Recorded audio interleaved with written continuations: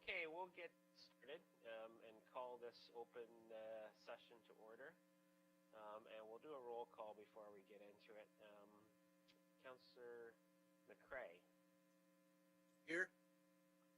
Councillor Dunsmore. Here. Councillor Kittredge. Here. Councillor McElwain. Here. Councillor Van Leeuwen. Here. Councillor Foster.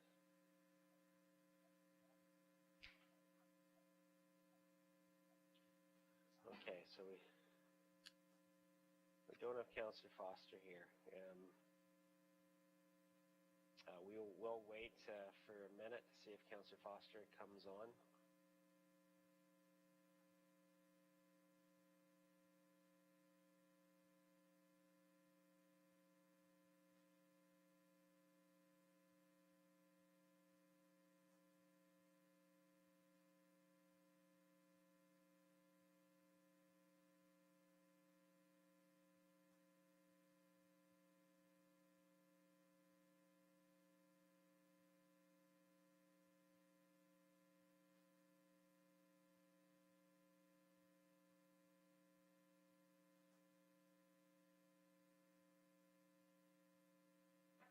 So Councillor Foster is just in a closed session, so he's going to be sent the other links to join us in a minute, so hopefully that works out. I'll call this meeting to order, and again, welcome everyone, members of council, and anybody else that's joining us today for our council, our committee of the whole budget agenda meeting. Hope everybody had a good holiday and ready to get back at it here.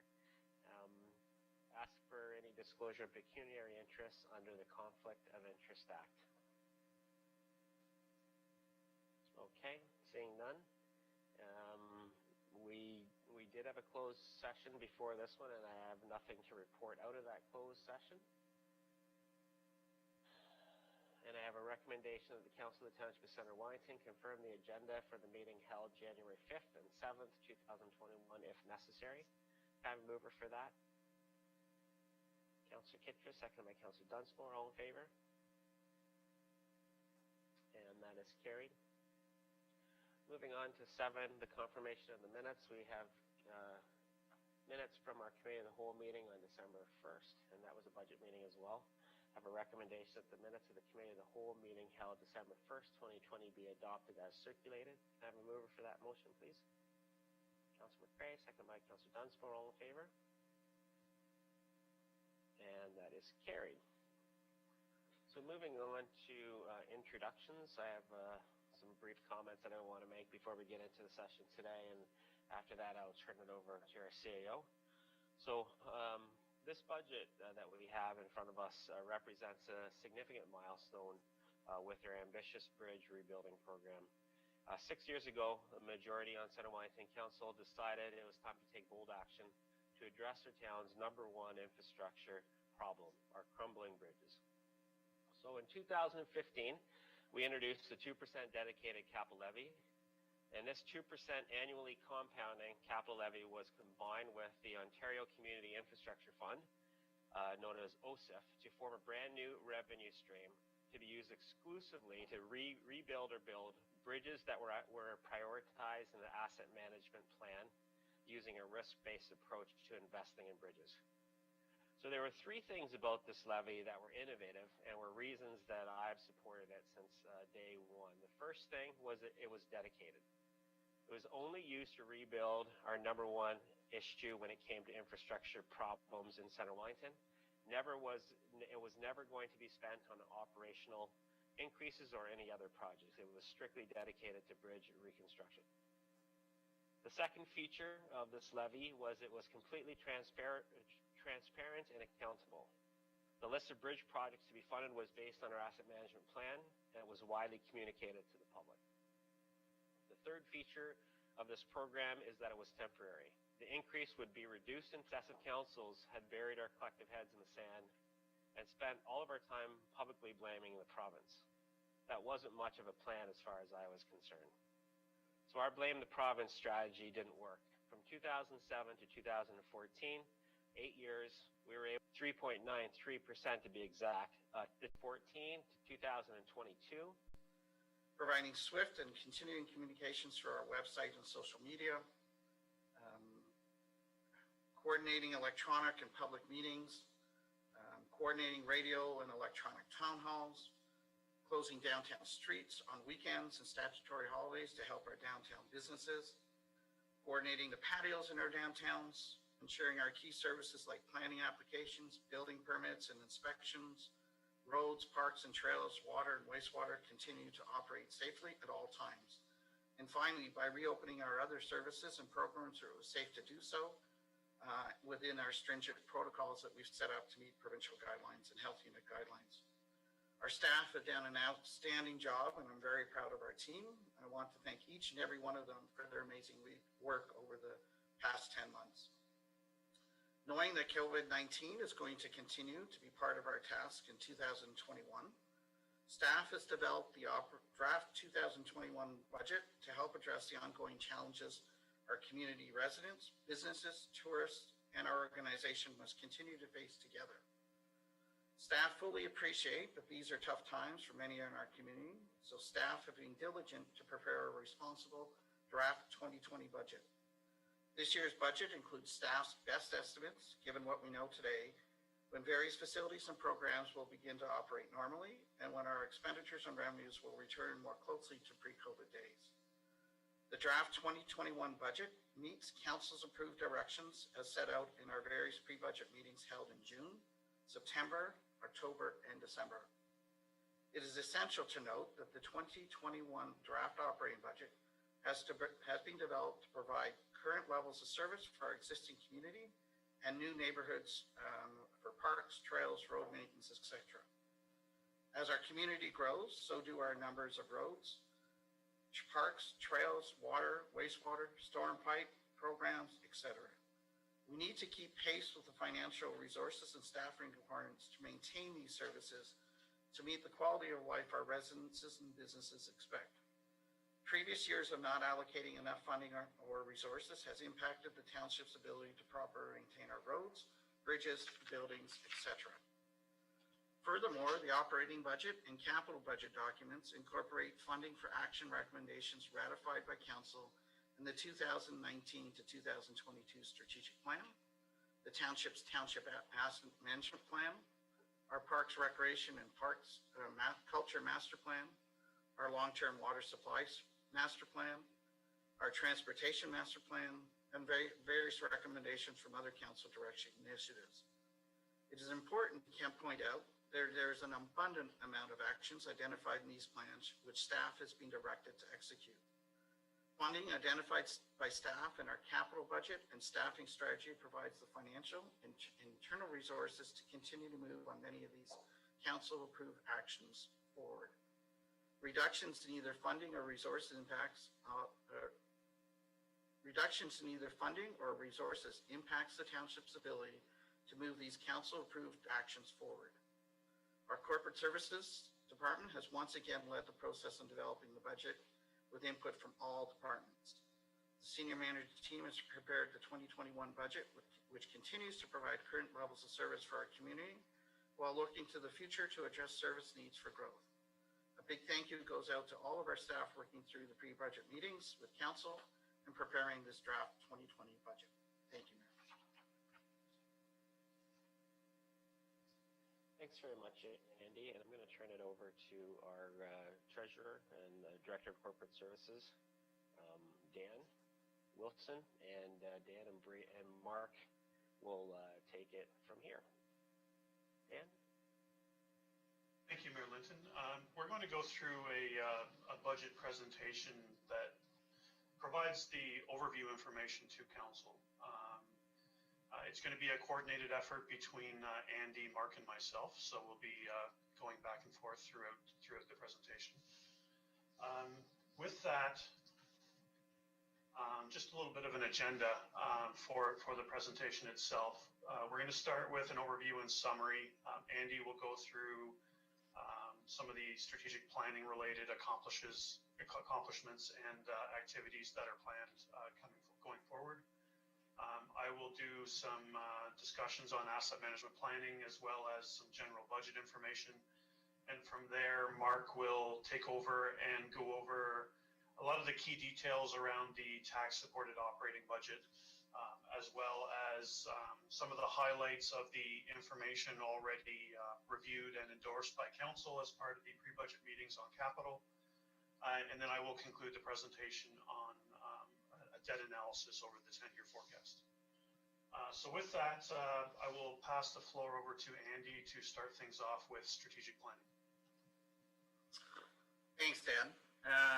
So as part of the agenda today, we've provided a full, each of the actions, update and statuses on the various actions approved by council as part of the strategic plan. This short summary presentation will just summarize some of our accomplishments and challenges over the past 12 months.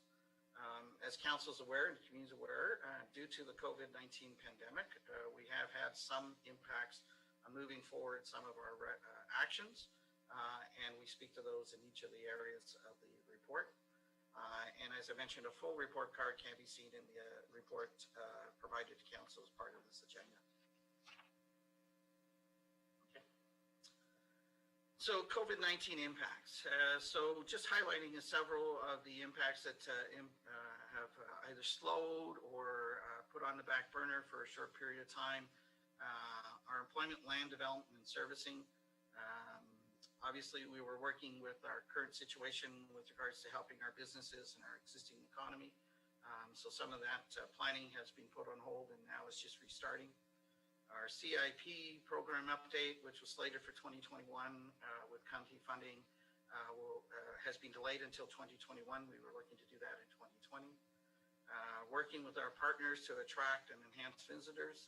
We did no marketing in 2020, although we did see increased traffic from tourists just because of some of the COVID protocols across the province. Zoning to explore housing alternatives was slightly delayed, and Brett and his department now we're starting to work back that on starting in the new year. Urban design guidelines, we had some discussions at the early part of the year with our Healthy Growth Committee and late last year. Late 2019, so that'll be starting to be picked back up with our committee. The downtown 3-hour parking enforcement, that was something we were going to be implementing in the spring, and then COVID hit. And in speaking with our BIAs, we felt that it was best to delay that for 2020, but we are looking to implement that for 2021, starting in May, with some enforcement and working with the BIAs to see how we work that through starting in 2021. We have had some delays, and Colin's now working away at some of our well exploration and programs and updates to our existing wells for future expansion. The tourism accommodation tax, we didn't feel it was appropriate time frame to be looking at that in 2020 or even 2021, given the economy and our impacts to our local hotel businesses.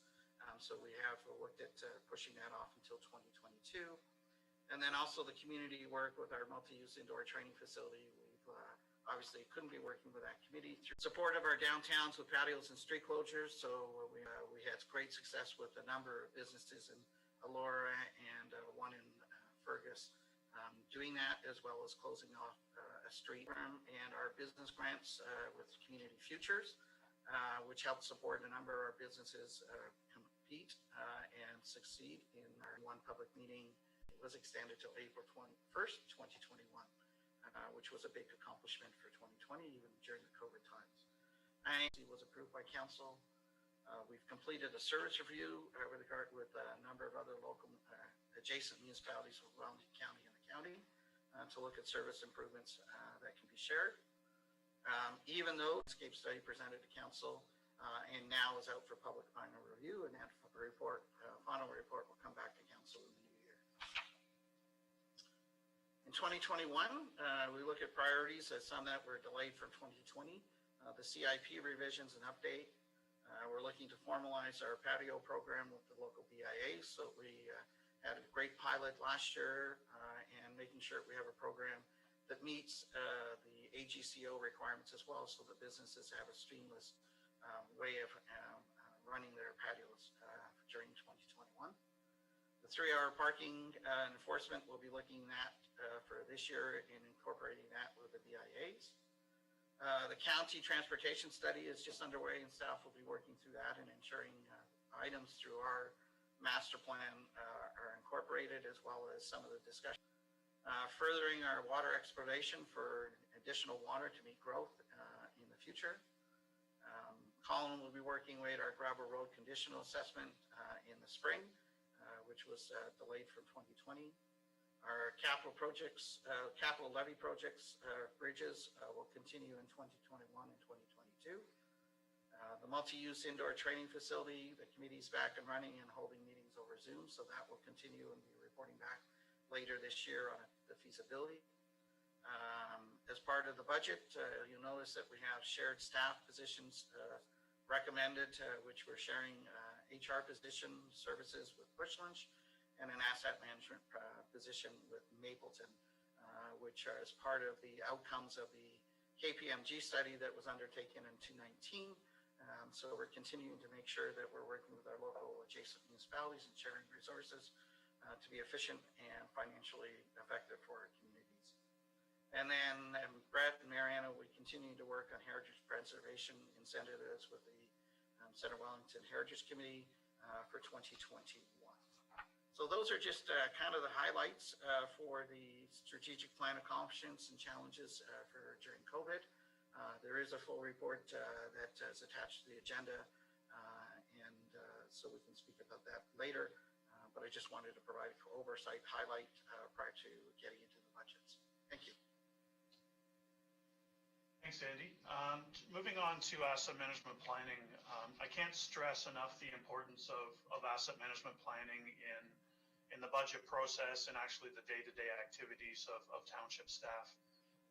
We're working towards compliance with the provincial legislation on asset management planning, which we'll talk about in a few slides.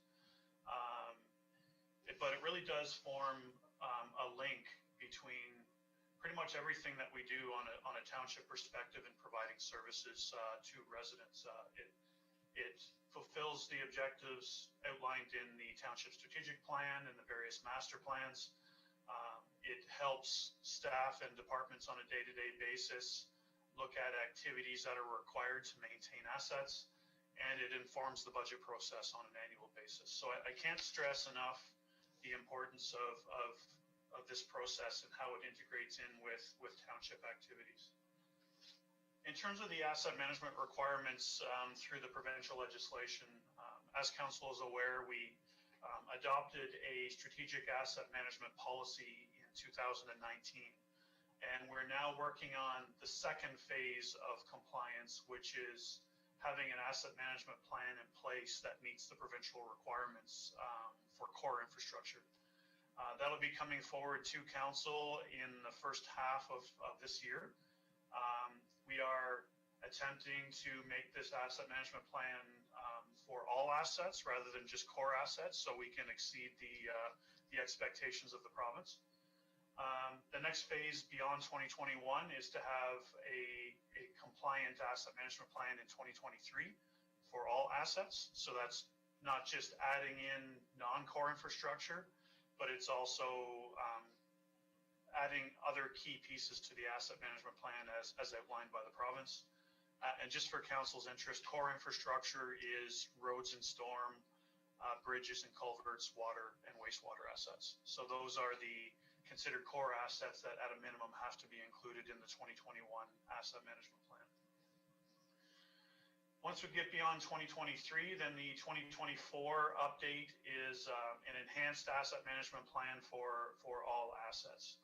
And then beyond 2024, the township is required to do an update to the asset management plan at a minimum every 5 years, and do a report to council annually on the status and progress of the asset management plan and recommendations. So it's quite a complex initiative that we have to follow here from an asset management plan perspective. Council will recall we are in the middle of implementing asset management plan software to assist in accomplishing all of these objectives internally at a staff level. Looking at our assets that are included in our existing plan, and given that it's a few years out of date, so there are some new assets that are not currently in this asset management plan that we're going to be updating for in the 2021 plan. But back in 2016, we had roughly $843 million worth of assets. Just applying capital indexing to that, we're almost at $1 billion in asset investment, which is approaching $33,000 per resident in Centre Wellington. So it's a fairly valuable investment we have in our assets, hence the need to maintain our asset management planning activities and ensure that these assets are performing as needed to provide services to our residents. This is a new graph that we're using this year. Sort of replaces a table that we had in previous budget discussions, but it really outlines the progress that the township has made on asset management planning in comparison to recommendations in our plan. So the gray bars at the top of the screen represent what the optimal investment in our assets are on an annual basis. So you'll see for 2021, that number is roughly $16 million. And then it climbs with capital inflation throughout the forecast period. So by 2030, that becomes $21 million. So you can see by not doing anything on an annual basis, you can quickly fall behind just because the assets are becoming much more expensive from year to year. The blue outlines what we've been doing and what's been passed through annual budgets and what we're able to implement on an annual basis. Where the orange represents the recommended phase-in our asset management plan. So you can see in 2018 and 2019, we were right in line with the recommendation of the asset management plan. And that is largely due to the dedicated capital levy and being able to provide additional funding to bridges and culverts.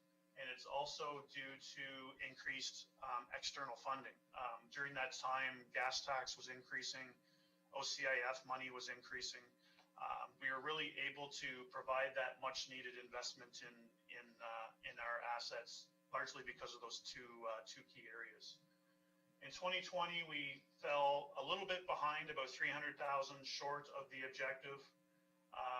That's where the external sources of fundings are starting to level off. Gas tax funding and OCIF funding are not increasing as dramatically. And then you'll see in 2021, we've dropped off to approximately a $2 million shortfall, not having the necessary OLG funds in 2021 due to closure of the facility in 2020. But it's also due to no increases in OCIF funding and no increases in gas tax funding. So those two pieces of funding have leveled off, and we're not anticipating any increases in those areas going forward. So it's pretty much left up to the township and being able to internally generate funds to invest in our assets to close that gap over the long term. And then looking at 2022, 2023, it's roughly $1.7 million short and then $1.9 million short. So the current asset management plan had these recommendations in place, and we will be recommending further new recommendations in the 2021 asset management plan and how we close that gap.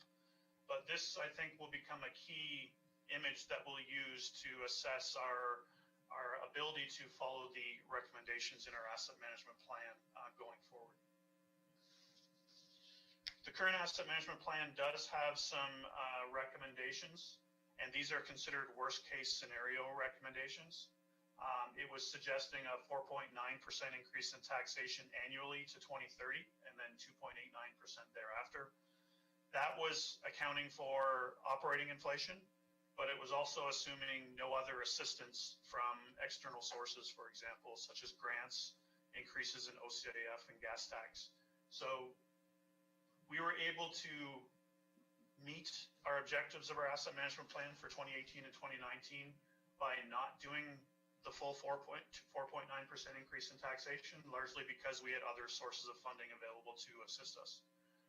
What this is saying is, in the absence of assistance from other areas, the 4.9% would be required to meet the asset management plan objectives. Water wastewater, the recommendation was to follow the rate increases that were outlined in the township's approved water wastewater rate study and we've been doing that on a consistent basis each year. From a high-level summary perspective, this is a comparison of our total budget for 2020 versus 2021. You can see that there is an overall decrease in budget, not only because of a decrease in capital, but you'll also notice that we have a slight decrease in our operating budget as well, which is largely due to the decline in OLG funds that go into operating and then get transferred to reserve for capital purposes. So you can see tax supported going down from 28.9 million to 28.4 million. Water and wastewater are going up based on recommendations in our water wastewater rate study to 5.6 million and 7 million respectively. But the largest change here is the combined capital budget going from 18.5 million to 15.1 million, and that's really due to COVID-related impacts surrounding decreased OLG funding and our having to defer capital projects to future years, assuming that OLG funding will pick up in future years. This is the updated inflation analysis. Council would have seen a different version of this in the June pre-budget meeting, but you can see that operating inflation and capital inflation are still continually declining throughout the year. We have 0.6% from an operating inflation perspective and 2.29% townships impact, both from a blended operating and capital perspective. That comes out to 1.07% weighted index. 2021 fees and charges. We did deal with most of the fees and charges in the December council meeting. Generally, there was a 1.4% increase that was approved by council. There were a number of areas that did not change or changed at an amount somewhat different than 1.4%, and that was discussed in December.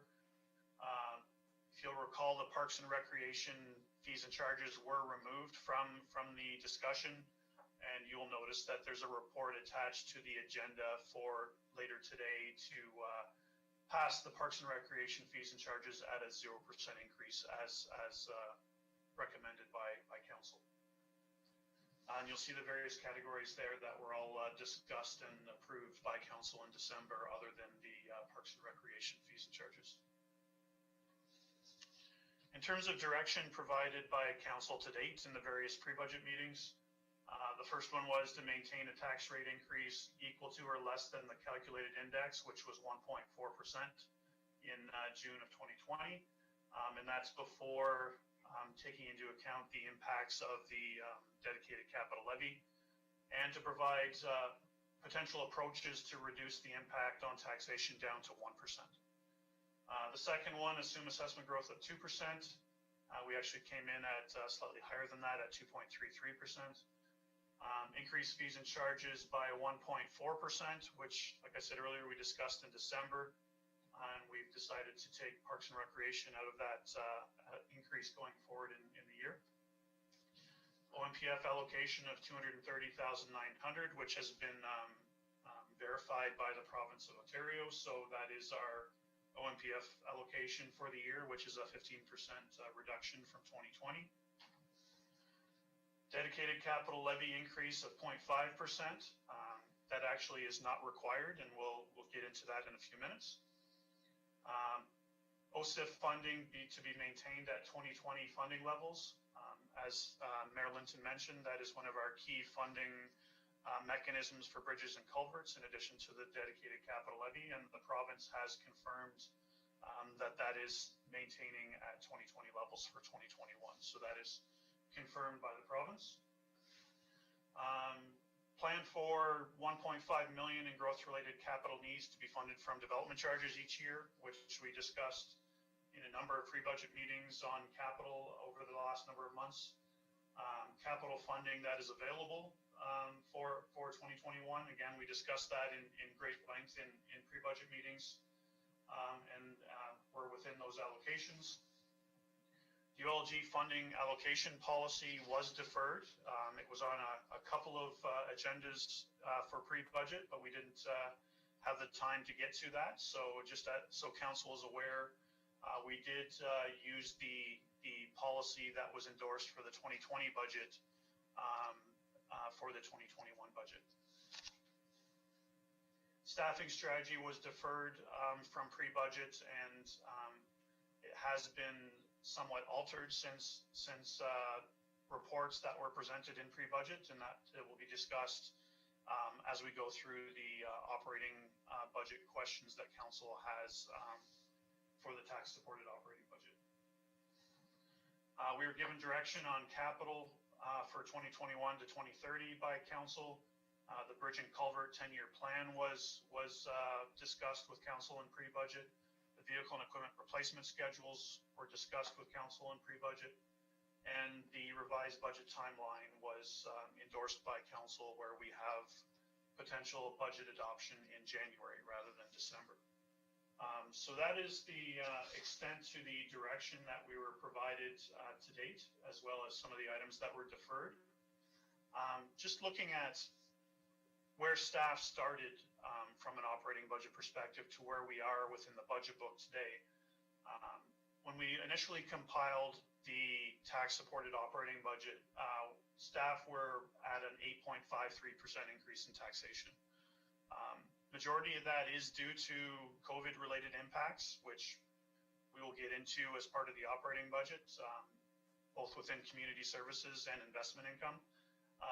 But we were able to find staff reductions in excess of $1 million to bring that down to 1.4%. Just before Christmas, council approved a 0% increase in the Parks and Recreation fees and charges that added another 0.09% to the tax impact, giving us a net increase of 1.49%, which is where we ended up from a purely operating perspective. But then we now have a one-time COVID-19 related reduction in the dedicated capital levy of 0.16%. I had mentioned earlier that during pre-budget, council had given us direction to do a 0.5% increase in the dedicated capital levy. We are now confirming that that's not required. We get to the required funding amount given dedicated capital levy amounts, giving OSIF amounts in 2021 without having that increase, and we're actually showing a 0.16% decrease in that dedicated capital levy for this year. Netting that with the 1.49%, we end up having a net increase in the township levy of 1.33%. So that is what is presented in the budget book, the 1.33%. We do have some other items shown within the budget report in the agenda, as council requested, items to bring us down closer to 1%, but those are not in the budget book and at this point not recommended by staff. Before I pass the floor over to Mark, I have one more slide. So this is comparing the council direction provided to staff in June of 2020 to what the draft budget book is presenting. As mentioned earlier, we were given direction to do a 1.4% increase in taxation plus a 0.5% increase in the dedicated capital levy. That combines to 1.9%. The budget book is coming forward at a regular levy increase of 1.49%. And just to reiterate, we did have that down to 1.4%, but the extra 0.09 represents the impact of the Parks and Recreation fees staying at 2020 levels. And then when you net off the 0.16% decrease in the dedicated capital levy, we're netting at 1.33% increase in taxation, which is 0.57% lower than the 1.9% direction that was provided by council. So with that, I will pass the floor over to Mark to consider or continue the operating presentation. Thank you, Dan. Okay, so I will take you through a number of slides related to the operating budget, and then we'll shift gears and take a quick look at some high-level statistics and facts on the capital budget. So the first slide is one we provide every year. This essentially splits up the tax bill, so everybody's aware of how much each of the three public entities of the tax bill. So this chart assumes the township at 1.33% tax increase, education at 0%, and the county at 2.5%. And that was direction provided by the county back in early to middle December as to where they thought they might end up at 2.5%. And this also assumes residential property with average assessment of about $381,000. So the total tax levy would be $4,197. And you can see how it's split up there with the township retaining 29% of that, or $1,241. The county gets 57%, and education 14%. So the next slide gives us the history of that percentage breakdown or split between the county, education, and the township. So the township is the blue line there. And you can see it's basically been between 22, I think, percent, and we're now up to the 29%. And the county has been sort of mid-40s up to kind of 57%. Next slide, Dan. And just like with the residential tax bill breakdown, the average commercial industrial tax bill breakdown, the township retains 22% of that source of taxation. Education gets 38%, and the county gets 41%. Next slide. So this is a slide I like to include every year. It doesn't show all the relationships, but it does show the main relationships and how complex a municipal budget can be. There's really broken down, you can break it down to two main budgets, the operating budget and the capital budget. The operating budget is essentially your day-to-day costs, and the majority of those costs are salaries and wages, but there's also utilities, supplies, fuel, insurance are becoming a huge component of the operating budget. And then you have the capital budget, which are typically your one-time items, and they usually cost more than $5,000. So these are your big ticket items, your road reconstruction, your buildings, your asset replacement, new equipment, new vehicles. For the operating budget, there's different sources of revenue, obviously, your source of funding. A significant source, obviously, is property taxes, but other sources could be user fees, grants, and also reserves. And reserves also assist in funding the capital budget. With a capital budget, occasionally every few years, there may be some debt taken out. When that happens, the operating budget is then responsible to pay for the debt repayments. Other relationships, reserve contributions are at the bottom. You can see that it's sometimes a two-way street here, where you've got an example, maybe the election reserve, where every 4 years we have to fund let's say $120,000 election. So what we do is each year we build into the operating budget 30 grand to go into that election reserve. So in the 4th year we don't see a spike in the tax rates. We have a reserve to cover off that $120,000 cost of the election. There's also capital contributions built in. So we have an $875,000 proposed transfer to the general capital reserve built into the operating budget this year, which is a $25,000 increase.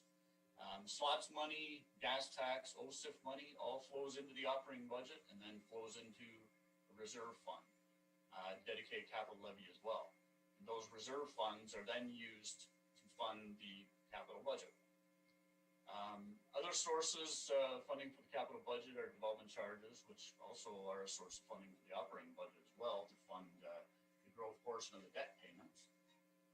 There's also grants and developers. Some years, if there's a big subdivision that's been approved and going forward, there could be large developer contributions to the capital budget. So as you can see, lots of interrelationships. You could spend hours talking about the relationships here, but that's just a snapshot of how the municipal budget works. Dan, if you want to go to the next slide. So, pretty sure everybody's aware of this, but there are essentially 3 components to the operating budget and 3 components to the capital budget. There's a tax-supported component to each of them. There's a waterworks supported component to each of them, and also a wastewater supported component as well. slide, you can actually skip to the next one. So these, we get into some operating budget facts. The total operating budget is 41.2 million, and it's broken down between the tax supported budget of about 28.4 million and the user pay, also called the water wastewater, you may hear it called the environmental budget, is $12.8 million. So next slide. I think this has been touched on already in some of the earlier presentation pieces, but so I'll not get into the great detail here, but essentially we had 4 pre-budget meetings, one in June, one in September, October, and also in December. The staff started compiling or working on the capital budget in June. It was essentially completed by the end of November in a draft format. And that incorporated comments from council and so forth at the September and October meetings. We began the operating budget process, working on the salary and benefit pieces in late August, but meetings with staff started in September and carried on until early December when we essentially completed the draft operating budgets included in the binder. We are, of course, in January, we have dates set for the 5th and 7th, and we're working towards a proposed budget approval date of January 18th at that council meeting. Next slide, Dan. So the next few slides are some charts again, or pie graphs.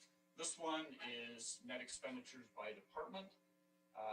Fairly comparable to the year before, but there are some COVID impacts here. Community services at 36% is 3% higher than last year. Again, that's due to the net revenue loss in community services as a result of COVID. And the other services, excluding taxation, this is where, and I believe Dan alluded to this, we have decreased OLG funding, obviously, due to the temporary closure of the facility. And as Dan mentioned, the slots money flows into the operating budget and then flows out. Well, that has an impact here, and it resides in the other services area. So that has actually reduced from 14% to 11%. So we foresee this chart rebalancing again, probably next year in the 2022 budget once we're out of the pandemic. So next slide, Dan. This chart is the gross revenue by function, similar to the net expenditures by department chart. It's impacted by COVID as well. So I'll just point out a couple of those changes. The fees and charges obviously has gone down due to COVID, mainly in the community services area with reduction in revenue there. It's gone down from 14 to 12%. The transfers from reserves and reserve funds, that's actually increased 3% because we have, as we'll get to, some substantial contributions from our COVID reserve that we have set up that's funded with both the 2019 surplus that we had and also the Safe Restart money that we got from the provincial government. Other revenue is down 3% from 20 down to 17%. And again, that's a function of the reduction in the OLG proceeds that we have in the budget. And then taxation is up 3% from 53 to 56% of the budget.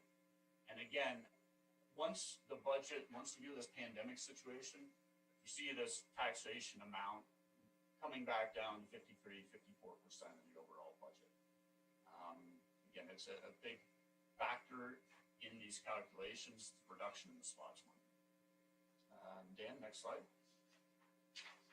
So this slide shows the percentage of gross revenues from taxation since 2010. So as you can see, it's been fairly consistent. There is a bit of a spike this year again, but what I foresee next year is that is a temporary spike, and it'll go down to 53, 54% likely next year. Okay, next slide. Gross expenditures by function. Again, this is fairly consistent with last year, other than, again, some COVID impacts. We got a 2% reduction in the contribution to reserve funds, from 32% down to 30%. And again, that's due to a reduction in the OLG transfer. And the salaries and benefits has gone up 2% from 42 to 44% of the overall budget. And again, there's some new positions, which we'll talk about, that are in the budget that are impacting that. But also the total size of the budget shrunk because of the reduction in slots money so this chart here shows the percentage of gross expenditures that are represented by salaries and benefits since 2010. You see it was up around 48-49% early on. We did get it down to about 42% of the budget last year. It's sitting at 44. Again, I see this little bit of a 2% spike, probably coming back down to about 42-43% in 2022 budget. Next slide. So every year there's a number of funding challenges that we have to incorporate into the budget. And one that's been a real pain since probably about 2009, I think it is the about $1.5 million we received back in the late 2000s.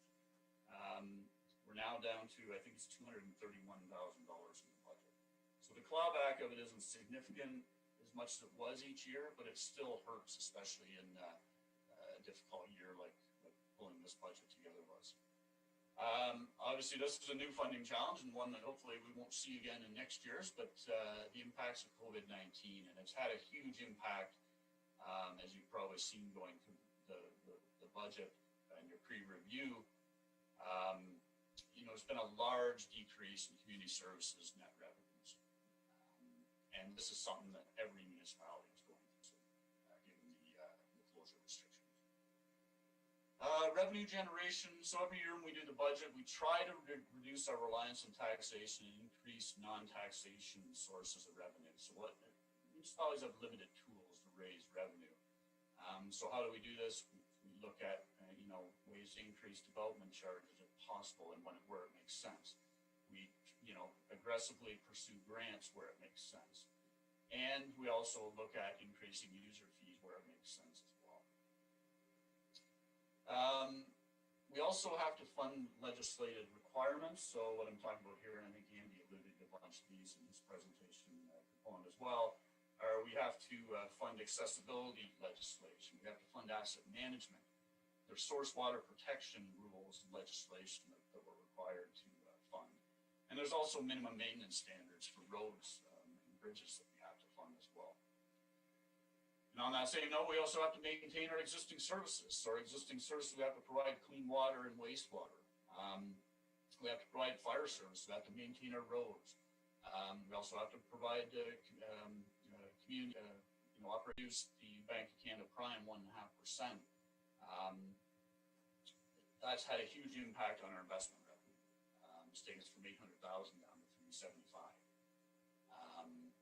The impact of it will not be felt as bad in 2021 or in 2020 as it actually will be in 2021 because we had a good laddering strategy in place with our GICs. However, those GICs are all maturing. We were getting 2.65%. We're now able to maybe get 0.95%. That has caused a huge hardship on our interest revenue forecast. Next slide, Dan. So impacts of COVID-19. So it's just a slide that kind of summarizes. I've touched on a lot of this already, but the township's experiencing net revenue reductions as a result of COVID-19 in 2020 that will continue into 2021. And the significant impacts obviously are in community services with the programming revenue, and then, as I mentioned, a very big one with investment revenue. Now, a significant portion of these impacts have been offset by cost savings across the township as well. Within community services in the 2021 budget, there's reduced labor costs of $119,100. That's directly related to assumptions built around COVID-19 in 2021. You'll also recall that we created a COVID-19 reserve. It was established early on in 2020. It has about $1.57 million in it, and it's comprised of $783,000 from the 2019 surplus, and then we received to date $786,000 from the province under the Safe Restart program. Now, this funding will be used for both 2020 and 2021 operating budget impacts from COVID-19. We estimated about $275,000 of money will be needed in 2020, with about $790,000 required in 2021. That will leave us with about $650,000 to offset any. We're obviously going to for essentially errors and assumptions. Nobody can tell the future. And we're hoping that, that $650,000, a good chunk of that will have remaining for any lingering COVID pandemic issues that could have budget impacts in 2022. The one I'm thinking of off the top of my head could be the interest rate. Next slide, Dan. So this slide here shows basically the contributions to capital that we have control over, and that's key. These are the amounts that we have control over that are built into our base budget, our base operating budget. So if you go back to 2014, we only had control over about 1.75 million of our contributions to the capital budget. We relied pretty heavily, and you'll see in the next slide, on external sources. An external source would be OSIF, gas tax, and slots money. You can see in 2021, due to the dedicated capital levy, and also building into the operating budget district contributions to capital and the equipment and vehicle replacement schedules, we've now built up about 4.1 million. That's a $2.3 million increase since 2014, and that's huge. This helps us, it gives us the funding to continue on with our capital budgets, and also to plan for the future. If you want to go to the next slide, Dan, we'll show the external sources, and you can see here what happens if one of these external sources reduces, and then the big impact here is the reduction in the slots money in 2021. There's from 2020 to 2021, when the budget, there is about a $565,000 reduction in those bridges. It was also about financial sustainability and no longer, as the mayor mentioned, no longer relying on handouts from the government. Capital budget pretty much in half back in 2015 if we were to lose it. Changed by or increased or decreased by more than approximately $10,000. So the first slide here shows the items that have increased the budget by 10 grand roughly, and then the next slide, you have to change the budget by $147,600. Okay, so 1% change is $147,600. So I'll point out a couple interrelationships here. I don't know, Dan, if you can actually have your pointer on the screen, but maybe you can. Oh, okay, there we go. So the wages, actually go back, the wages and benefit line, I'll deal with it, they understand. There are 5 positions that are included, and this is just the tax supported component. There's 5 positions, and page 45 in the budget provides a very good breakdown and costing of those positions. But 5 positions is about $393,000. Services of about $153,000 is 75% of the overall cost of that position. And then the building permit technologist position that was approved by council back in November, $96,300 of the increase in building division revenue of $121,600. That is due to the building permit technologist position. So the total of all that is of the revenue increases that are related to those 4 positions is about $261,000. And then related to a couple of the positions, the HR generalist and the asset management technician, there's about $19,000 that's included in the $30,400 on that line increase in general administration cost recovery from the environmental budget. That essentially the environmental budget picks up 20% of those positions' costs. So the net tax supported cost of the 5 positions, and again, it's detailed much more nicely on page 45 in the budget, is $113,465. Okay, so that covers off a number of the items that are on there. They're all very interrelated. So if you go back to the first page, Dan, I'll just touch on a couple other ones quickly. The first one, the reduction in net revenue for the Community Services Department due to COVID-19. This excludes the $119,100 of wage reductions that I mentioned earlier because they're already included in the wages and benefits increase. So if you were to include that in that line item, the reduction in net revenue from community services would be $476,000. The same thinking goes on the fourth line down, the reduction in net revenue for parks and recreation due to replacement of the ECC ice pad. So again, this is kind of a one-time, short-term shock to the system. This is where it's a good idea to use stabilization type funds to cover it off, because the thinking is then once the ECC ice pad is replaced, things will return to normal, revenue levels will come back as they were before, and expense levels will level off again. So the $119,500 again excludes $33,800 of wage reductions that are included in that wages and benefits increase. So with those wage reductions included, the $85,700 is the net reduction in revenue for Parks and Rec as a result of ECC ice pad replacement.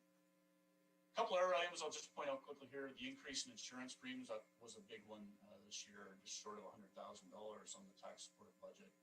I already mentioned the OMPF grant revenue reduction of about $41,000. The rest of them are kind of minor in nature, and they are touched on each of the pages within the operating budget. So if you go to the next page, Dan, I'll touch on some of the bigger ones here again. So as I mentioned, we had net reduction in revenue due to COVID, and there's impacts due to reduced interest revenue as well. That's what the $790,000 line is there. So we are transferring in $790,000 in 2021 to cover off the anticipated short-term reductions in revenue, net revenue, in community services and interest revenue. And right above that, the $85,700, that offsets the net revenue losses that are expected on a short-term basis due to the ECC ice pad replacement. Okay, so once again, a number of items on this list are very interrelated. With a 1.33% increase in the budget, there's not a lot that's really changed there, as you probably noticed if you've gone through your pre-budget review of the operating budget. So the total net increase in the tax rate before assessment growth is $565,854. The assessment growth of 2.33% is about $347,000. So the net increase in the tax rate is $219,312, or 1.49%. So if you want to go to the next slide, Dan. So this slide here, just basically we attempted to show the growth-related items that are included in the tax support operating budget. So as I mentioned earlier, staffing strategy implementations, the net impact on the operating budget is $113,500, and we've built into the budget an increase in the contribution to the general capital reserve of $25,000 to take it from $850,000 to $875,000. So that total is $138,500, which represents 40% of the growth of $346,500. So what do we do with the other 60%? Essentially, the other 60% of the growth, or $208,000, has been used to reduce the tax levy to the 1.49% increase for the regular levy. Okay, next slide, Dan. Yeah, I'm not getting in great detail on this one. Page 45 in the budget book has all the costs and everything related to it. But this summarizes the 6 positions that are included in the budget, and I mentioned earlier 5. There's 5 in the operating budget and 1 in the environmental budget, which is the 4th item down, the water conservation coordinator. As I mentioned earlier, there's a couple positions that are shared with Bush Lynch and Mapleton, so the HR generalist and the asset management technician. The parks maintenance crew member, that's basically like a student for 4 months in the summer to assist with growth in parks. And the building permit technologist position was passed by council back on November 30th.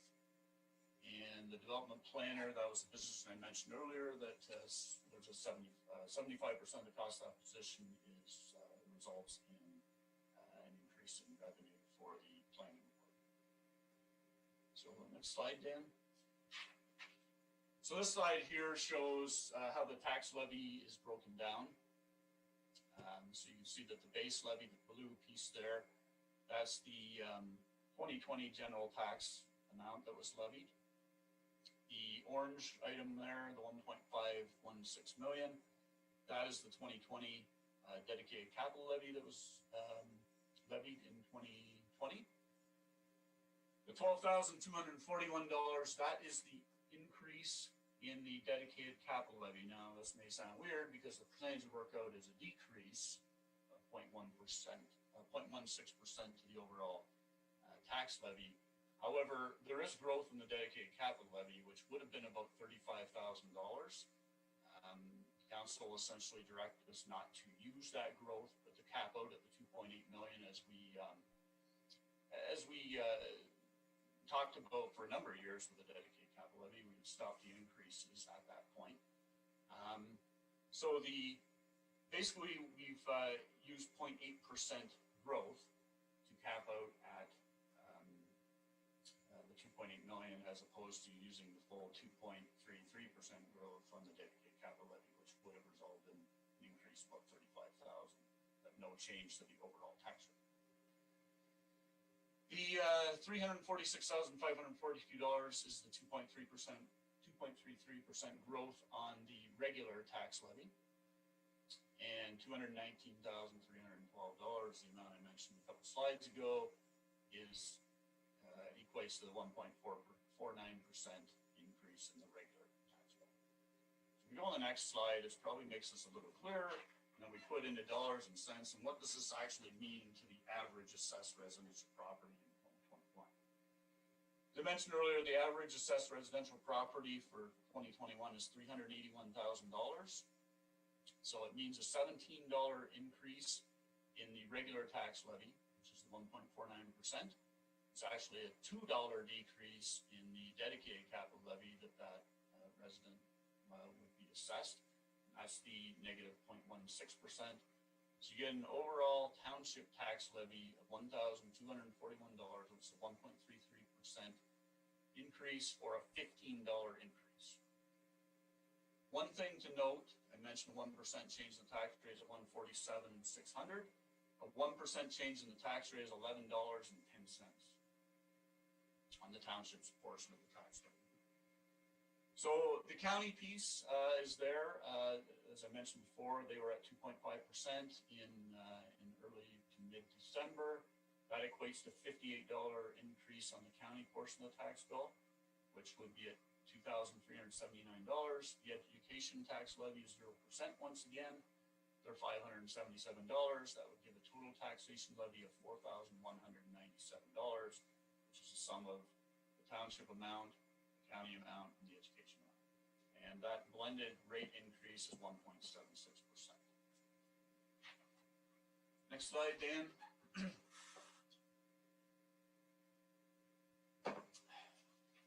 So this slide here, I don't want to dwell a lot on the 3 operating forecasts. It's more included for information purposes. It's pages 111 to 129 in the budget book, but this is just a snapshot of the last page. As you can see, we've got the 2021 budget of 1.33%, 2022 forecast, 2023 forecast, so they're at 3.43% and 2.8% respectively. And this includes assumptions, including some of the major ones, the operating inflation of 2% per year, capital inflation of 3% per year. We've also built into the model the staffing strategy that's in the budget book. And we estimated or built in cost of living adjustment increases for staff of 1.5% for 2022 and 2023. As council's likely aware, there is no agreement in place right now with staff. The current agreement of 0% was just for 1 year. That takes us to the end of 2021. So I know that certain staff will be working on negotiations and so forth, probably starting soon to come up with a longer-term agreement with the association. So that's just some of the assumptions built in here. You also see the dedicated capital levy percent decrease line there. We've got 0% in 2022 and 2023. In this 3-year forecast, we've modeled in that growth in the dedicated capital levy will increase. So that essentially means we will go above the 2.8 million. But again, that is a decision of council that we discussed at 2022 pre-budget meetings. Okay, next slide. So the next few slides, I'm almost done here, are the draft capital budget slides. So we discussed all the capital budget, essentially finalized it back in December, but here's some high-level information on it. So the total capital budget is 15.12 million. And it's comprised of tax-supported budget of 10.1 million. Again, the user pay or environmental budget of just over 5 million. Dan, next slide, please. So the 2021 capital budget. So this is how is it funded? And this slide or this pie chart can change significantly from year to year, depending on whether there are significant developer partner contributions or a significant subsidy that we're planning on getting. An example of that would have been the Connecting Link money that we got years ago for the St. David Street Bridge. So it's more just for information purposes. If you want to go to the next slide, Dan. The gross expenditures for the capital budget. So this is where, in what departments or what areas is the money being spent. This is typically fairly consistent from year to year, but one big change that's happening this year is the ECC ice pad replacement is very significant, and it's resulted in a reduction in the transportation or the purple piece of the graph and an increase in the high portion for parks and recreation. Next slide. Use of internal reserves. Again, this actually is fairly consistent from year to year. Although this year we do see a reduction in the OLG money that's used to fund the budget. In 2020, it made up 16% of the funding for the capital budget. This year it's at 6%. Next slide.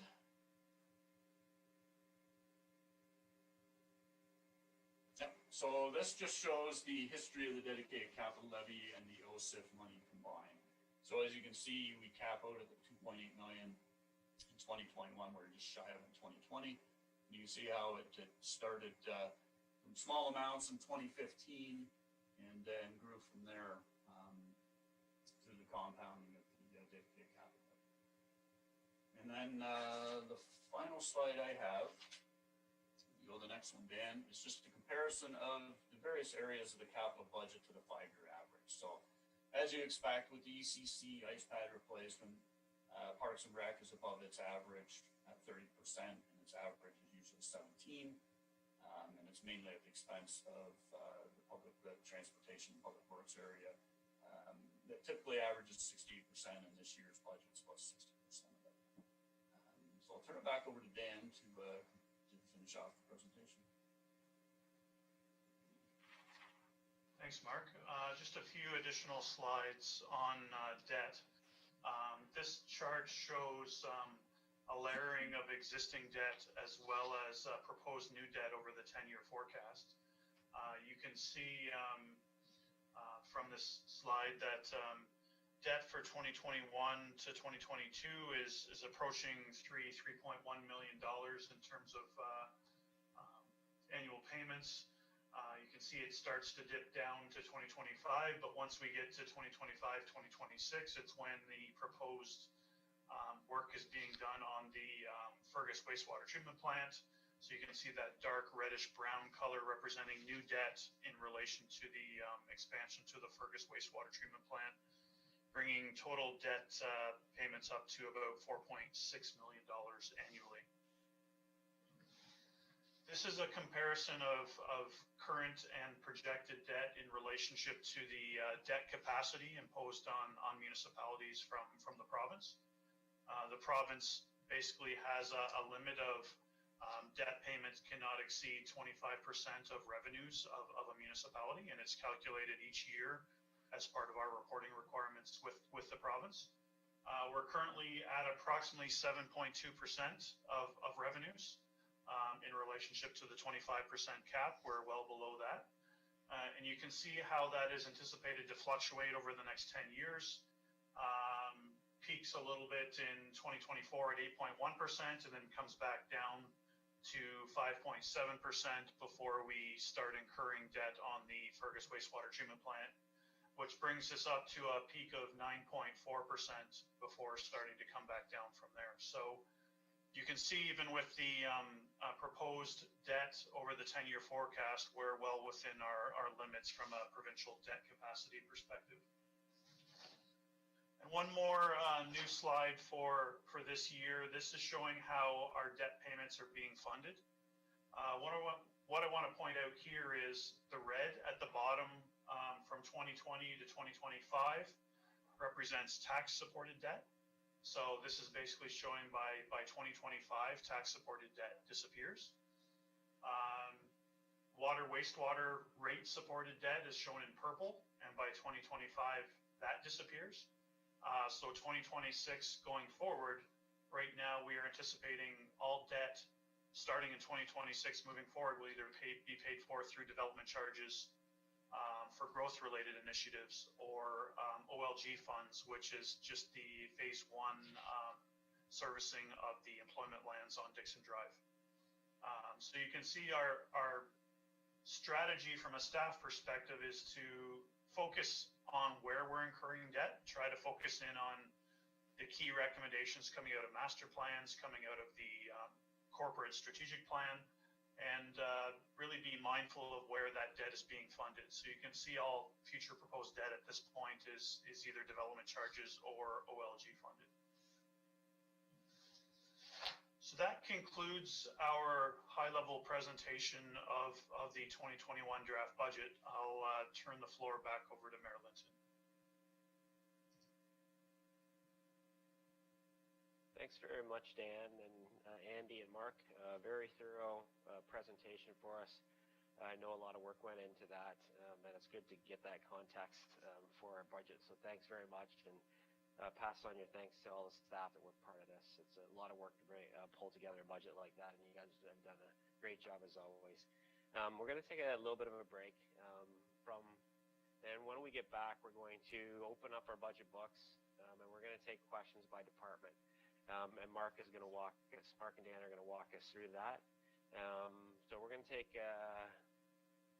about a 10-minute break, and then we will get back at it here. So come back at 11:40. Okay, thanks.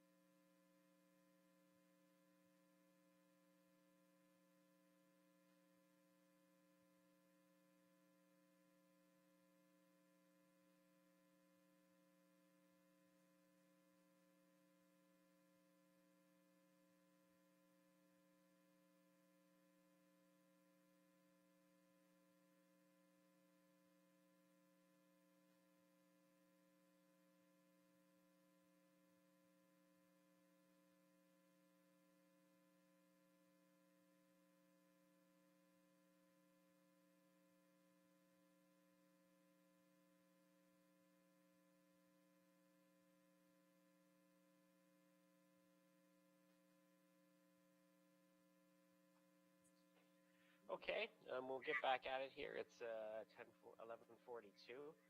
We are going to be breaking for lunch around 12:30. Sorry that we can't all be together for that, but we are going to break for lunch at 12:30, and we'll take half an hour and get back at it at 1 o'clock.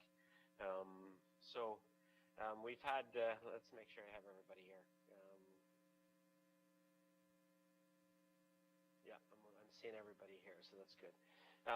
We've had the budget book out for a couple weeks now. I think Andy's gone through the pre-budget meetings that we've done to date.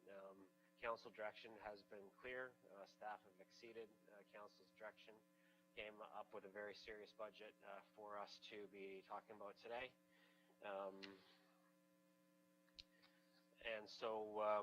At this point now, we're going to let Dan and Mark walk us through taking questions. So we're going to be using the budget book right now. We're going to be going department by department.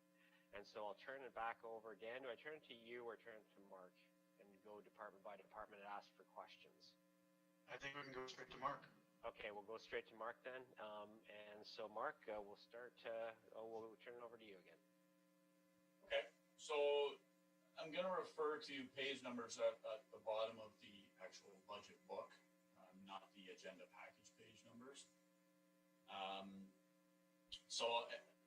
Let's start basically on page 49, so if everybody can get to that page.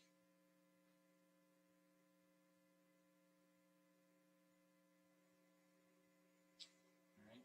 So while everybody's looking for that page, I'll reiterate a couple important numbers here that I mentioned during the presentation. So 1% change in the tax rate is $147,600, and a 1% change in the tax rate is $11.10 on an average assessed property of $381,000.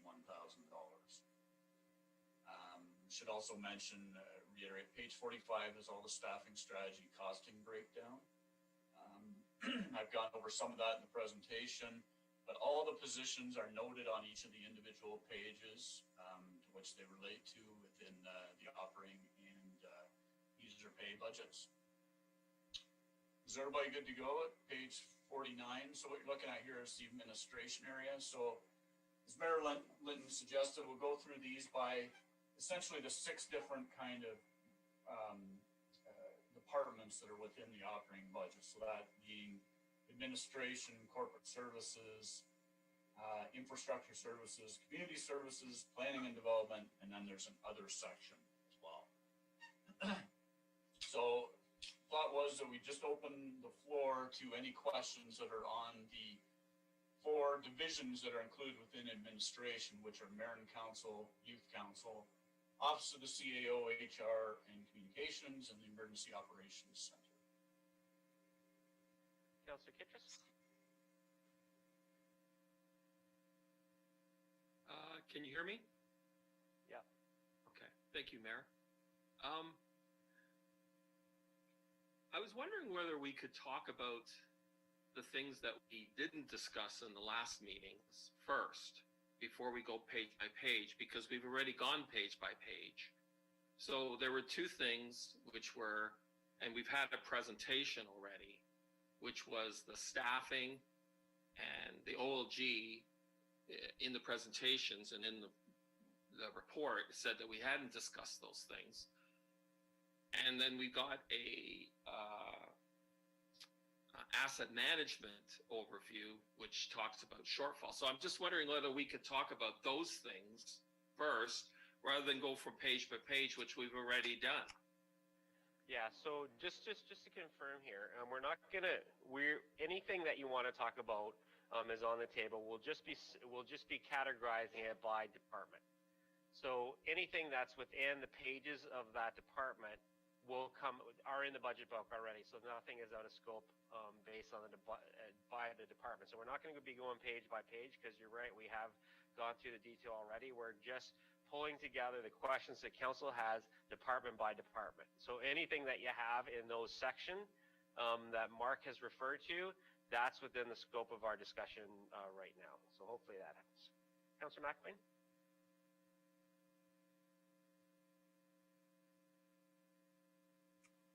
Thanks, Kelly. on the very first, the mayor and council administration page, you refer to $2,000 reduction based upon less education conferences. And I just recently scheduled myself for the ECDEV conference this year, for instance. I'm saving over $1,000 just for myself, so I think 2,000 is way too small. I think that with hotels and travel and meals, I don't know how many people are planning and usually go to OGRA, but I think that $2,000 is, and I see that $2,000 repeated a number of other places throughout the budget book. So I would suggest that it should be higher than $2,000 per department. And it would make a big difference in the bottom line. Well, it would make a difference in the bottom line.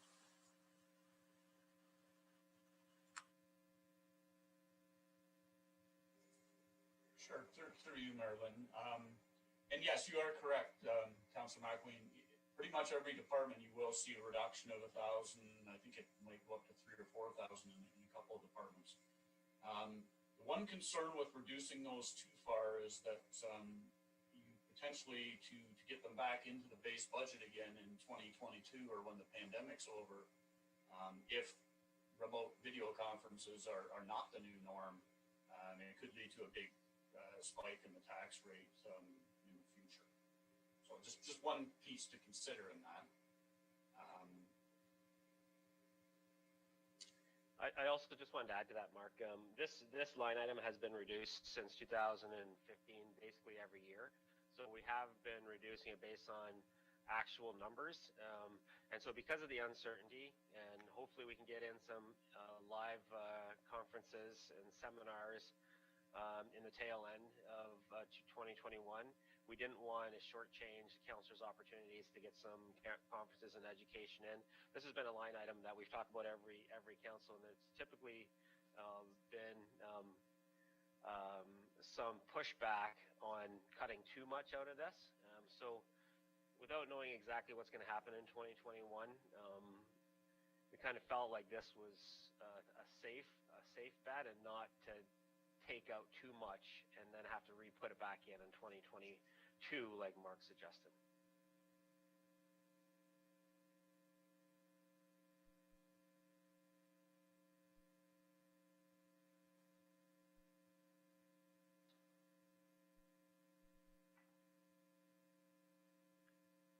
Councillor Kittrus? Thank you, Mayor.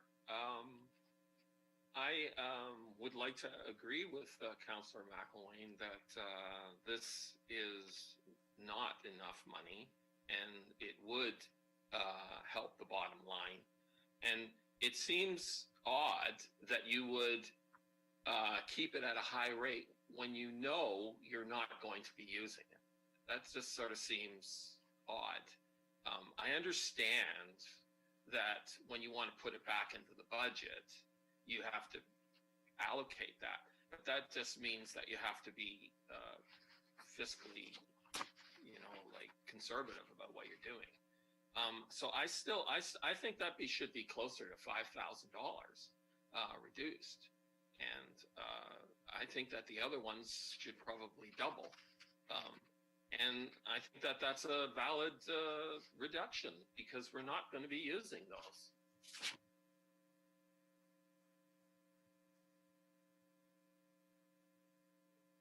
Anything else from council?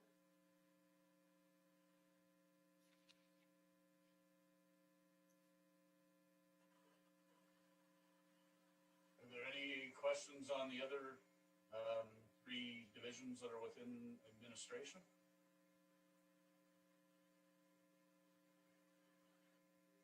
Councillor Kittrus? On the youth council, do we have a reserve? Because we budgeted 10,800 last year, but we kind of only used 3,044.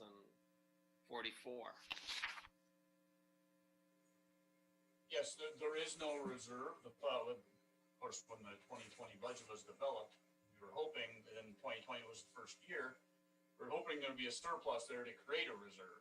Unfortunately, not much happened with the youth council, other than I think the majority of the money spent there was on a strategic plan for the council. Yeah, so essentially that $3,000 is showing there right now under the actual, and it could be higher than that. I don't know if there are any costs that came in December. Essentially, that will be covered off as part of the surplus for the township at the end of the year. And it'll find its way in the general capital reserve determination by council as to what to do with it from there. So no, there is no reserve to cover it off. The hope is if 2021 goes as is budgeted there, that would be the start of a reserve for the surplus. Councilor Kittrus, follow on. Thank you, Mayor. It would seem reasonable that since we only use 3,044, I mean, there might be some additional things, but we haven't had the youth council to reduce that also. I mean, you're saying we know that we're going to be in COVID. We have like the theater scheduled not to be open until July. We have, so why wouldn't we just allocate like less money there? Because you've already saved money. And I would suggest maybe, like take $4,000 off that, have 6. Dan? Thanks, Mayor Linton. I just want to point out that the youth council budget has no impact on taxation. You'll see it's funded from youth council revenue, which is a golf tournament that's proposed every year. So increasing or decreasing the youth council budget doesn't really impact taxation because we assume the entire budget is funded through that revenue through the golf tournament.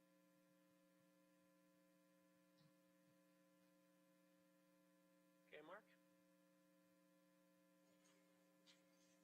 Okay, move on to corporate services then, which is page 54, and I'll give you the pages. It takes you from page 54 to page 62.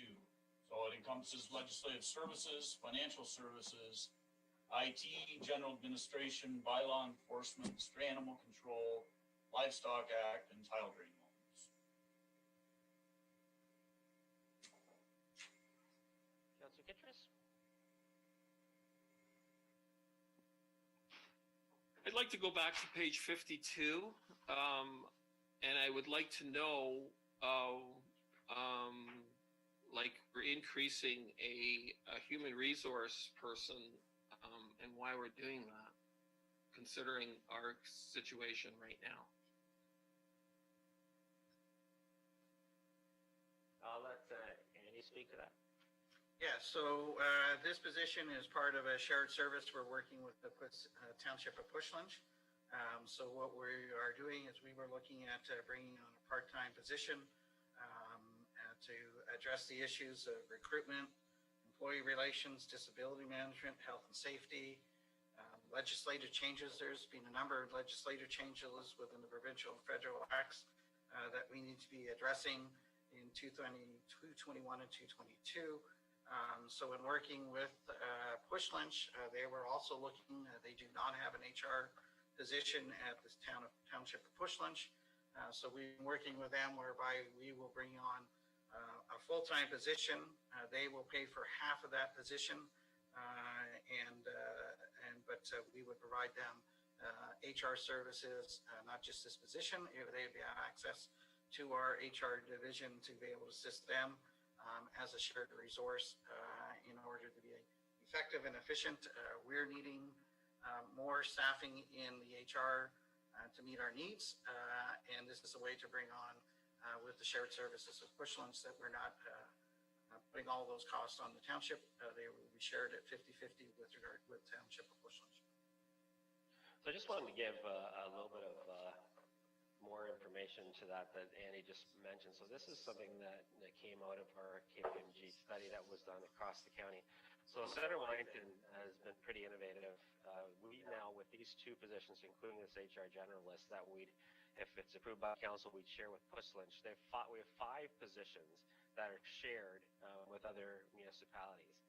This is pretty innovative when it comes to municipalities. So we have the one HR generalist that we were just talking about now. We have the asset management technician, and then we already have the fire training services officer, the source water risk official, and then the risk inspector that reports underneath that. So, and all those positions report into Centre Wellington, but are shared in cost with the other municipalities across the county. So it demonstrates that we're trying to do as much as we can with single resources and share resources across the table instead of just duplicating the same sort of activity and same sort of position across the different counties. So I did want to point that out because it is something that's kind of innovative that Centre Wellington is part of right now. Councillor Foster? Thank you, Mayor. My question also is in regards to page 52. What's the source of the revenue down on the office of the CAO, the 50,008? Where's that revenue coming from?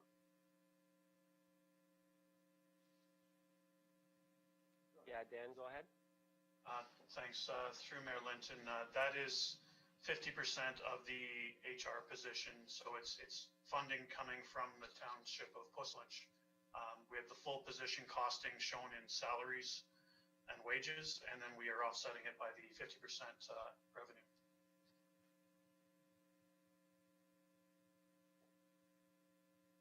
Follow on, Councillor Foster.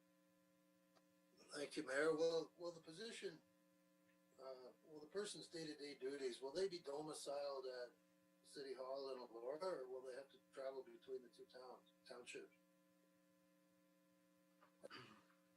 The position will possibly travel down to Pushlands on an as-needs basis, but will be mainly housed out of the township.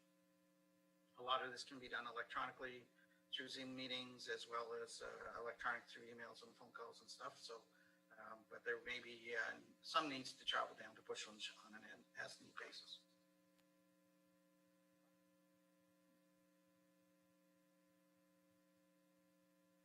Councillor Kittrus? Thank you, Mayor. I guess this is for Andy because this is his department. I'm just wondering, but since there was also a discussion about all the positions that we kind of shared and stuff like that, is there a staff recommendation plan that involves certain, like, is there one in the municipality? Like, what? So how do we determine we need these positions? Yeah, Andy, if you go through that would be great. Sure. With all positions that you've seen, and Councillor Kitchers, you've asked this question each time at the budget, and we've explained the process that we go through. The department heads take a look at their current reviews of gaps in our services or programs, anticipated gaps based on the workload, and we review that annually through the budget process. We look at increases services required to meet our growth needs for maintenance, for sidewalks, parks. It's also reviewed in regards to we have allocations coming forward through DCs for additional vehicles to be able to support those new operations. Are we meeting and planning for meeting our regulated requirements and timeframes? A previous discussion that I had with council. A number of complaints that we've received by residents and councillors that are not getting addressed in a timely fashion. Are the new regulations coming down, as I spoke about with regards to provincial and federal regulations with regard to HR requirements, health and safety, projects that we're not getting to, how much are we getting behind in the work that is asked of by council? And a lot of that has to do with regards to our strategic plan and our master plans. Are there other options to provide the services? So things like consultants, contracting out, shared services. So we're taking a look at that. We also take a look on an annual basis of our overtime requirements put in by our staff. And I will state to you very clearly that we do have documented overtime where staff are being paid for their overtime for the work, but in many cases, we have undocumented overtime putting in by our management staff and our staffing that do not book overtime, that are sitting in the offices doing their work and getting things done during evenings or on weekends to ensure that they're getting the work done. And that does cause burnout by putting that burden on those staff over and over. Senior team do look at the department heads, and the senior team look at what's coming up in the next year from our strategic plan. What actions are council looking to have us incorporate for next year and 2022? Again, we look at whether that's resourced from consultants, whether the funding for development charges or taxation. So similar to a lot of the questions previously. Then we also look at with our staff team, looking at all the recommendations coming out of all our master plans that council has approved. And those are where we receive our direction from council of looking at those recommendations. As council knows, we have our long-term water supply, transportation master plan, Parks and Recreation Culture Master Plan, our Culture Master Plan, our Development Charges Study. So we look at all those various recommendations and the workloads coming out of those and seeing what resourcing we have to ensure that we can keep on track with those recommendations.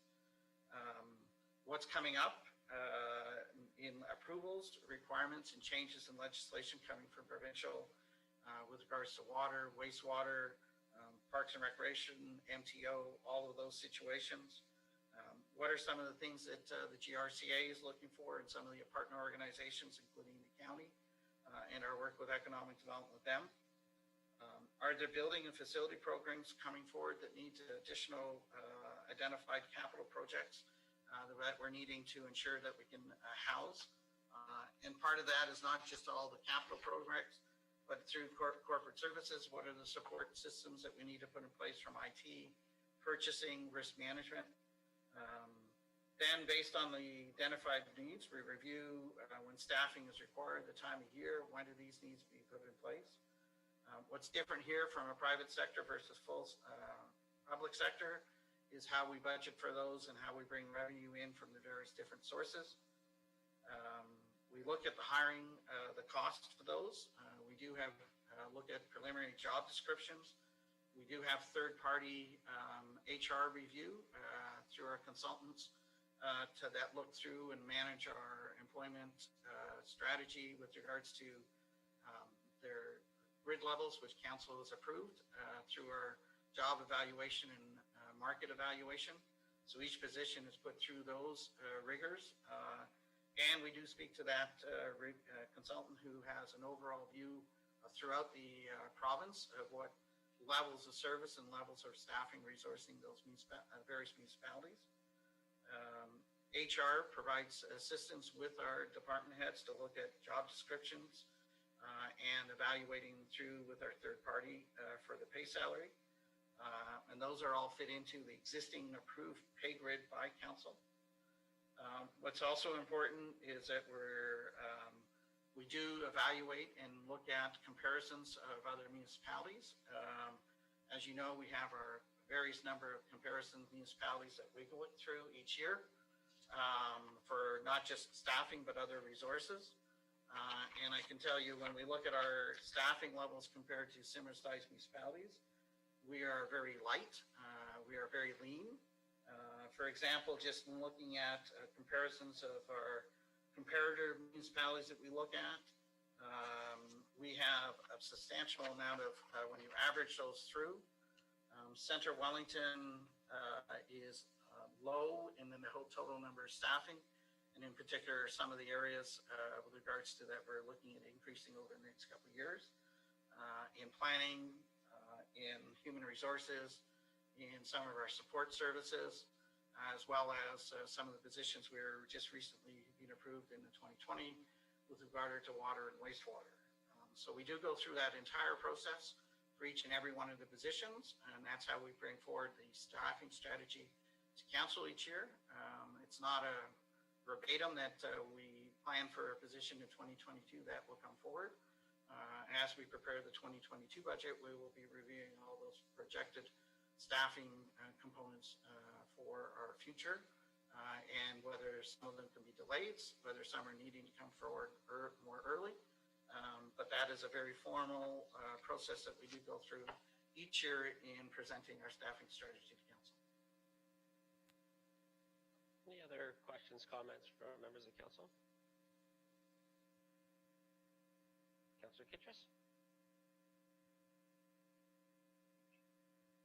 Thank you, Mayor. Thank you, Andy, CAO, for that explanation. I just have a question. Is this a policy process that is in a package that councillors can see?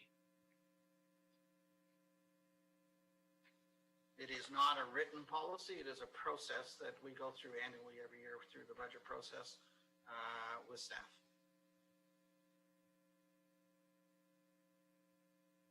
Any other comments, questions from council on this section? Okay, Mark, take us to the next section, please.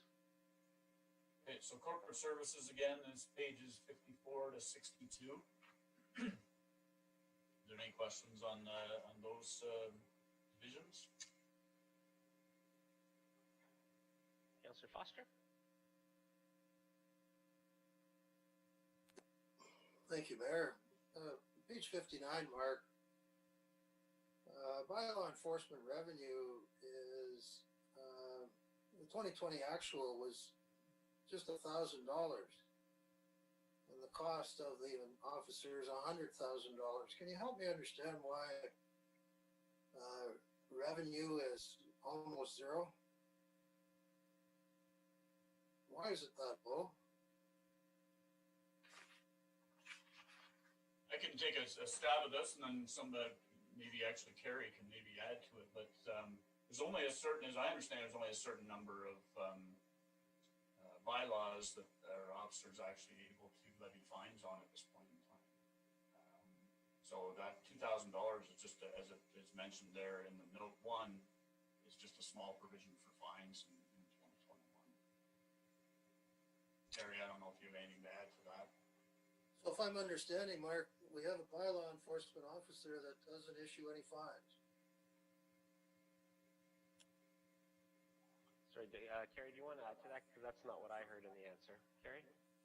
Yes, through you, Mayor Linton, I would just like to remind council that it has been council's position from the very beginning that voluntary compliance is and customer service is the main focus of the bylaw enforcement officer, and it is not to lay fines.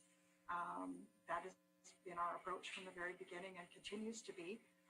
We've also just recently gotten bylaws in the last year with set fines, but again, has been council's position to us that voluntary compliance is of the utmost importance, not laying fines.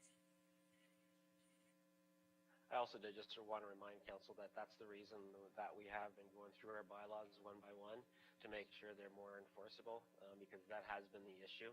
Bylaws haven't been written in a way that have make them enforceable.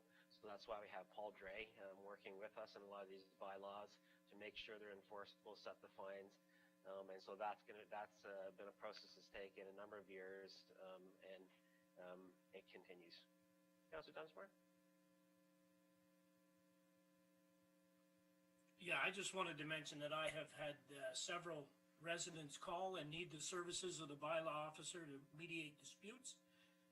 I've gotten them involved, and I'm happy to say that the residents involved in those disputes, the dispute went away because of the fact that the bylaw officer got involved. So that to me is one of his biggest jobs, is that he helps residents get along without having to incur financial hardship.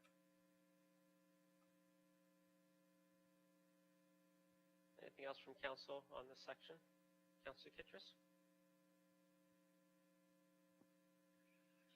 Thank you, Mayor. I have questions on almost every page of this section, so it might take a little bit of time. But on the first page, on page 55, I was wondering if Carrie could answer. I remember that we were, in the first year, we were discussing the aligning of the boundaries, because you talks about election here, aligning of the boundaries in Ward 5 with the county and the municipality. And I'm just wondering if councillors, that this isn't an education session for council to get questions on every single operation we do and go line by line. We really are trying to make decisions on budget here. So I'm not going to let staff answer questions related to the stats of every operational project that we have on the books. This is about this is the tail end of a budget process that has gone on for 7 months now. And we really are here to answer some key questions and make some decisions. So I'm cautioning council not to get into too much operational detail here because we've had 7 months to do this. Is there anything that, based on that question that came from Councillor Kittredge, Carrie, that you think that you'd like to answer at this point?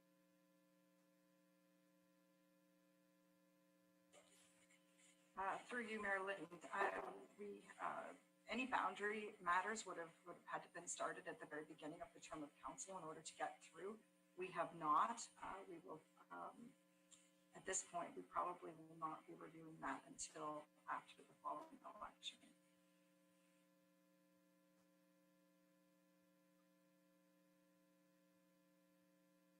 Any other questions, comments from council on this section?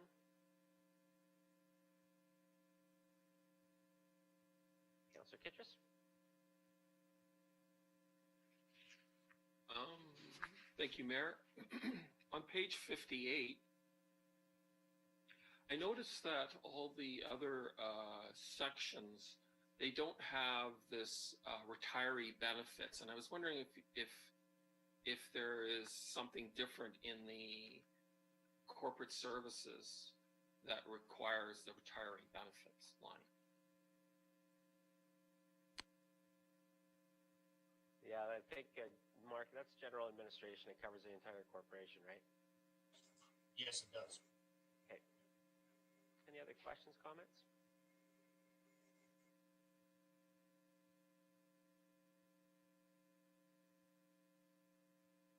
Okay, Mark, go ahead.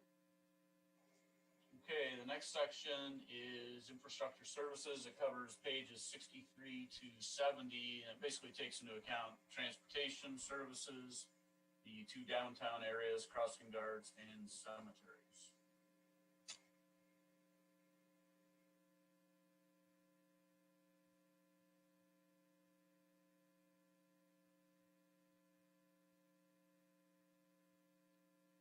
Questions, comments from council in that section? Councillor McCray? Thank you, Mayor Lynn. Just related to page 69, crossing guards. Has consideration been given to crossing guard for the Salem Public School, or does the traffic flow in that area not justify having one? Colin, you want to handle that one? Thanks, Mayor Linton. Thank you, Councillor McCray, for the question. It is something that we're looking at. As I've mentioned previously, crossing guard, there is a warrant in the Ontario Traffic Manual for crossing guards.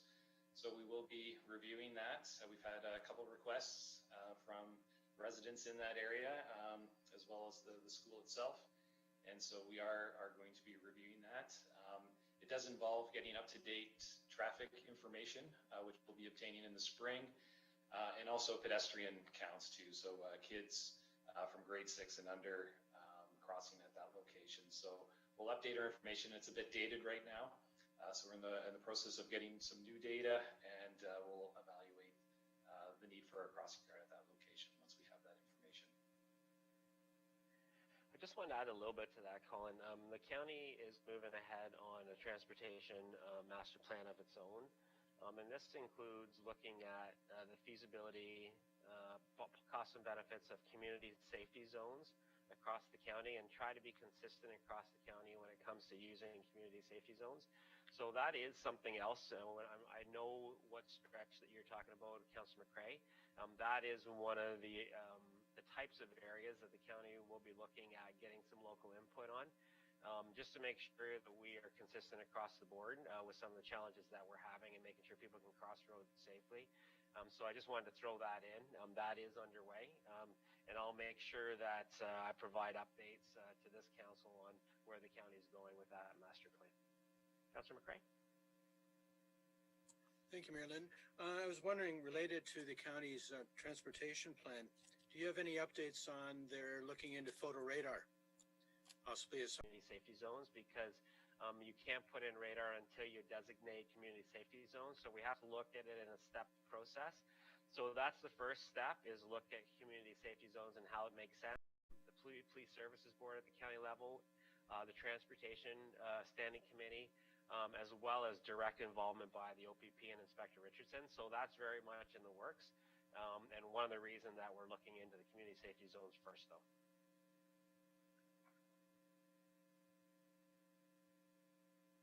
Councillor McElwain?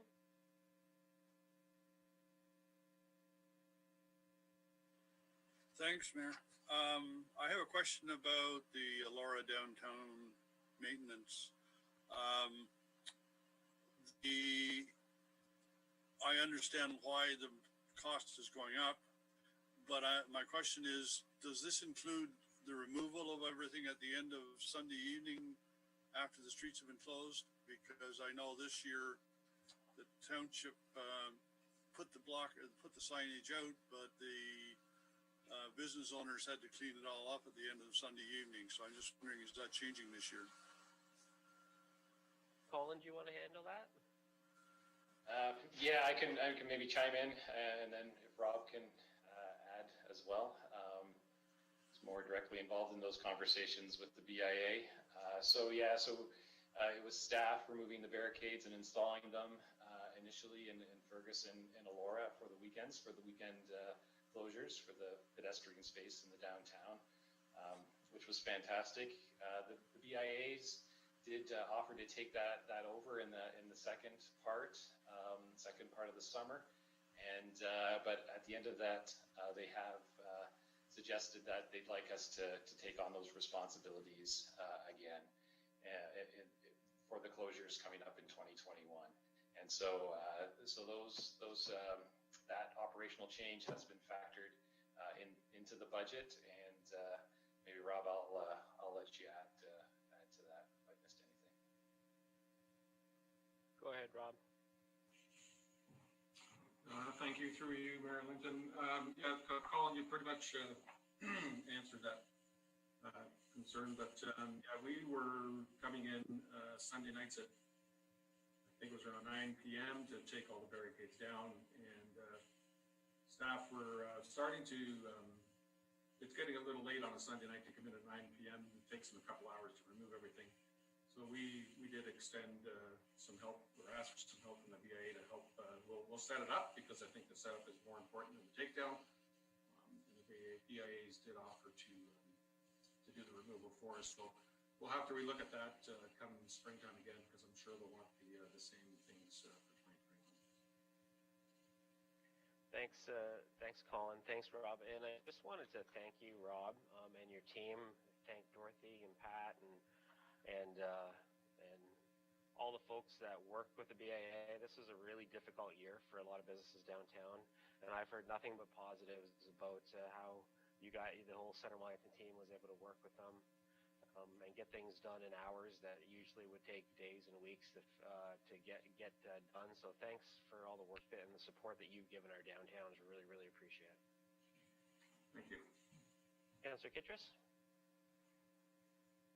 Thank you, Mayor.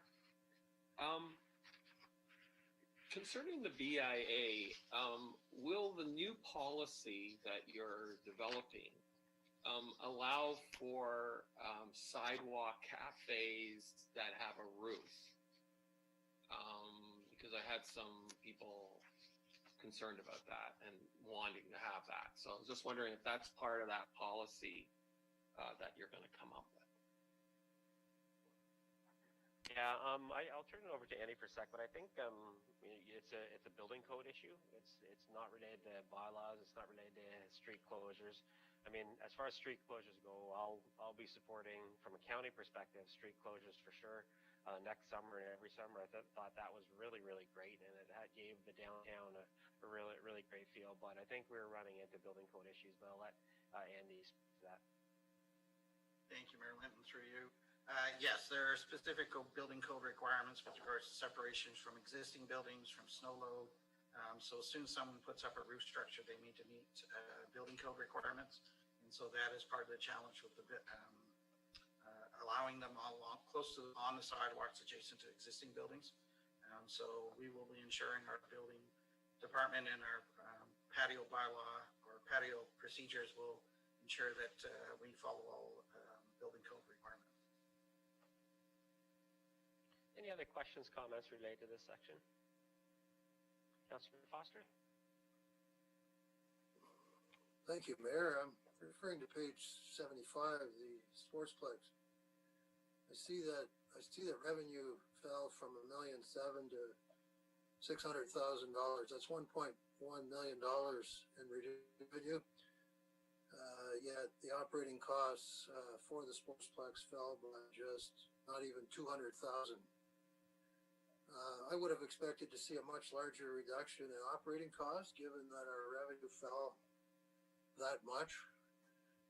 We only did about 40% of the business we expected to, but we spent almost the whole budget on operating costs. Can you help me understand the discrepancy there, Dan or Mark?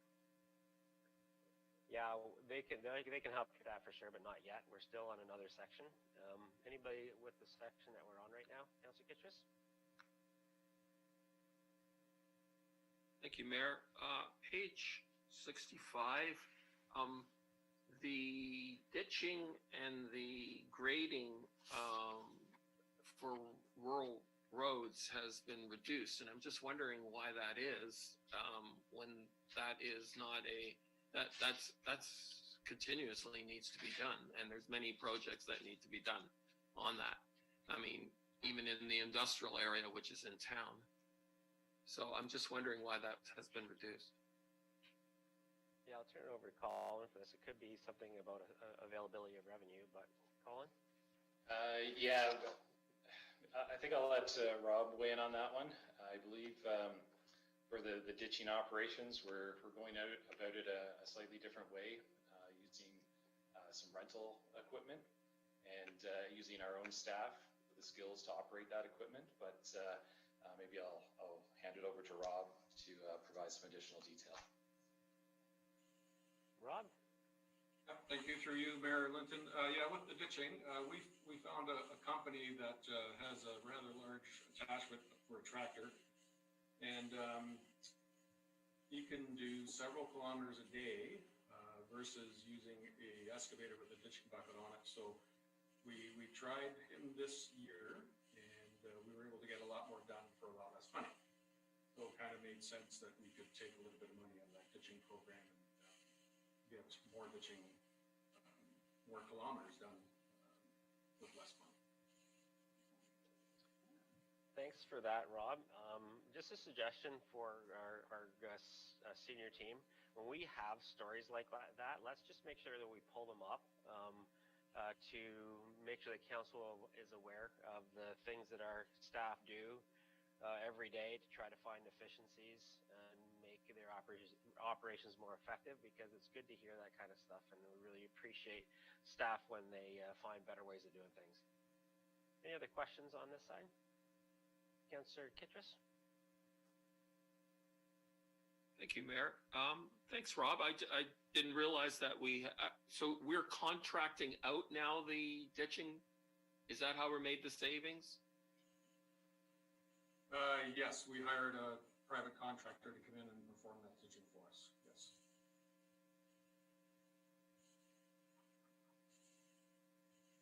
Anything else on this section?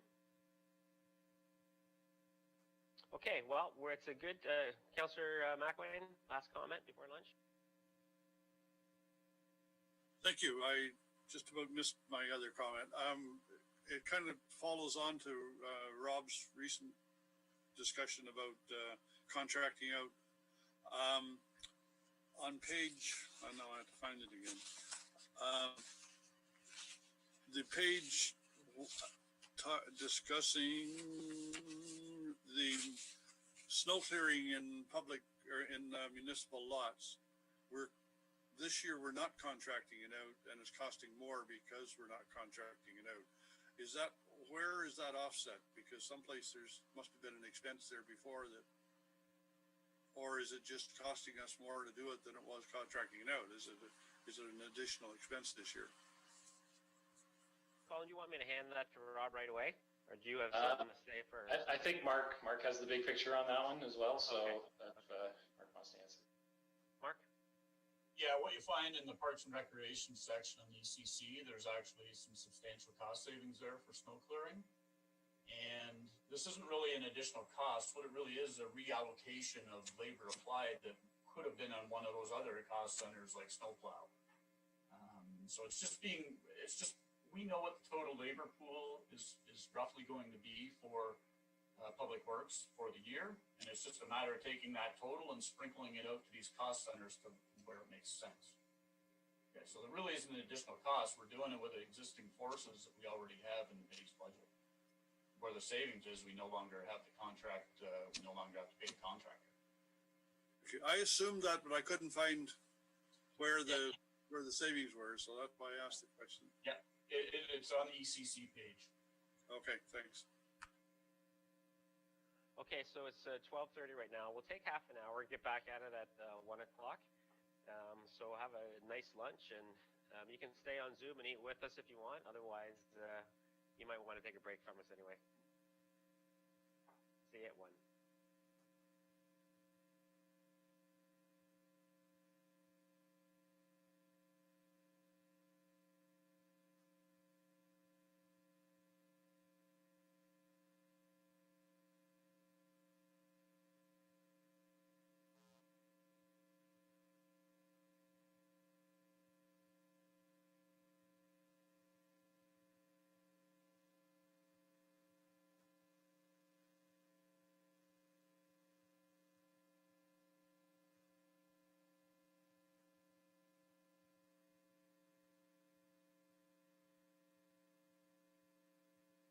So many fast food areas showing up in Fergus and Elora. People typically arrive with their coffees and whatever for the games or to watch their kids. And I'm wondering, is this an expense area that we could maybe do away with?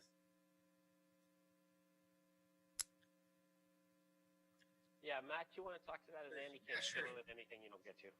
Yeah, no problem. Great question. Yeah, that's something we've looked at. That's why we've shut down the operations for 2021, so we can reassess our operations and sort of look forward to 2022 on best solution moving forward for our customers and the community. I know over the years, Matt, staff have tried a lot of different ways of changing the menu, doing different things, and trying to make as much revenue for these concession stands as possible. But it is a good process to go through. Andy, do you have anything to add to that? Just to Matt's point, so I know Pat and Matt have been reaching out to some of the other facilities around the area to see what they're doing. We're seeing a bit of a trend that a number of them are looking at closing or proposing to close and putting in more vending machines to support that operation. So that's something I know Matt and Pat will be, as Matt says, looking at in 2021 for the 2022 year. Councillor McRae? Thank you, Mayor Lynn.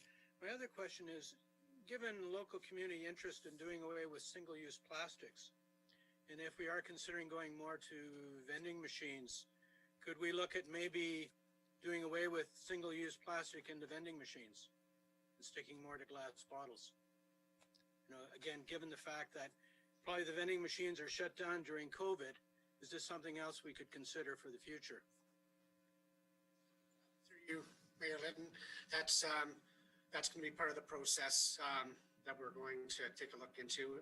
We'll probably look at some vending machines, and we're going to look at different options with the single bottle use as well through our decisions.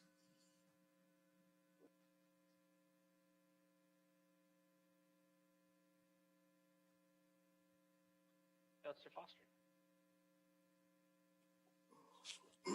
Thank you, Mayor. I have a question, but first, just a brief comment on the vending machine issue. I'm not sure. I agree with my good friend Councillor McCrae. I'm picturing a Mohawk game in the Elora Arena in the future where our concessions are closed. That doesn't make any sense to me at a Mohawk game, at least, or any future junior hockey we may have. Those concessions need to be open during major events. Nevertheless, I take your point, Ian, about single-use plastics. That's a good point to raise, and I do have to agree with it. My question, Mayor, really is, I've asked it already. I apologize to the committee. I jumped ahead a few pages, but it's a 300-page document here. My question is regarding Sportsplex revenue. It's fallen $1.1 million from 1.7 down to 600K. That's a reduction of revenue of over just about $1.1 million. And yet the Sportsplex operating costs have fallen from 770 to 580. So a reduction of just $200,000. I'd like to get some clarity on why we didn't see a bigger reduction in operating costs, given that we did less than half the business we expected to do. I'll let Mark start with that, and if Matt, if you have to follow up with a few details, that would be a good process. Mark? Yeah, I have a feeling the answer to this question might be a number of people mentioning some points. So I'll start off anyways. And one point I should have probably mentioned in my presentation is, and it is noted in the binder, but the 2020 actuals obviously are not done. This binder was released before Christmas on the 21st. The actuals are, I believe, are as of December 17th. And so you're missing a ton of year-end adjustments. We get all our finance staff right now today that are not included in the budget are working on year-end adjustments. And the other thing too, our revenue amounts that come into the community services budgets a lot of times they're just imported once a month. Because the majority of that revenue goes through the ActiveNet system. So that import, obviously for December, it was not done until, I think it's being done today probably. Not today, it'll be done tomorrow. So you're missing a whole month of revenue there as well. The other point too I'd mention is that I believe, Councillor Foster, you're just talking about the Sportsplex page. Is that the case? Well, that's. I think the numbers. Mark, I did ask the question based on the Sportsplex page, yes, yep. But there's a similar pattern in the ECC as well. Yeah, the ECC actually we're doing better than the budget for 2020, and the administration page too, page 74, we're also doing better than the budget as well. So, unfortunately, given the strangeness of this COVID year, you can't just look at one facility in isolation. Community services has a lot of labor applied. It was redeployed from one cost center to another. So you almost need to, if you're going to look at the actuals, which again, I wouldn't put a lot of faith in the actuals yet because they're not done. You need to look at all the departments within community services because they share staff between them with the hourly staff. So with people that normally might put a little bit of time towards the senior center with it being shut down, they may have been redeployed to do extra cleaning at, say, the Sportsplex. I don't know, Matt, if you have anything to add to that, or Dan at this point. But I think my main point is you can't look at one of these cost centers in isolation, especially in this year with COVID. Matt, yeah, no. Sorry. Yeah, go ahead, Matt. Yes, sorry about that, Marilyn. No, definitely there's been a lot of reduced capacities due to provincial restrictions. And also there's been a lot of additional cleaning that's been required through the health unit while we're operating. And we have to remember too that, you know, we're still operating all our pool equipment and chemicals to run our pool, as well as running our compressors for our 3 ice pads as well. So there is a a lot involved in that as well. You know, and as Mark said, you know, this past year, we did have basically all our facility staff, when we were closed, they were out in the park, so they were redeployed. So it's definitely, COVID has thrown some curveballs at us for sure. Can the clerk turn my video on? No, we don't have that power. We love that power, but we can't. You're having a hard time with your video? It's not on our side. It says the host has stopped the video. Oh. Well, we'll give us a minute. Well, there you are. What happened? Well, that's because I was turned off by the host. Okay. You're on now. Any other questions about this section? Councillor McElwain?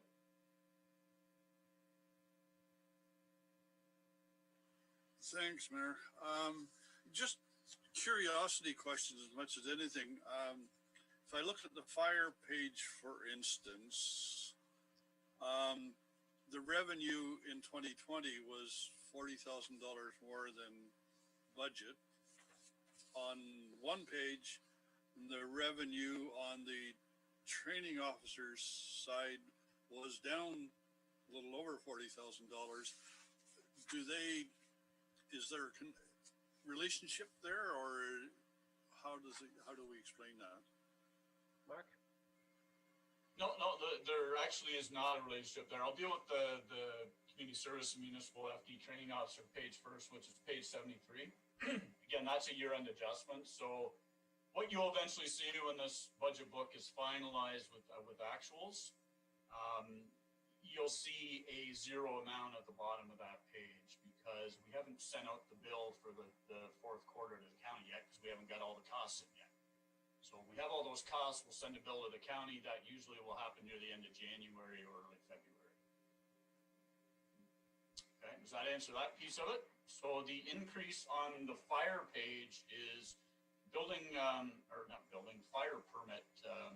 fire permits were through the roof this past year, and I assume that's because people were just staying at home and nothing else to do, so they got a fire permit and had a backyard fire, right?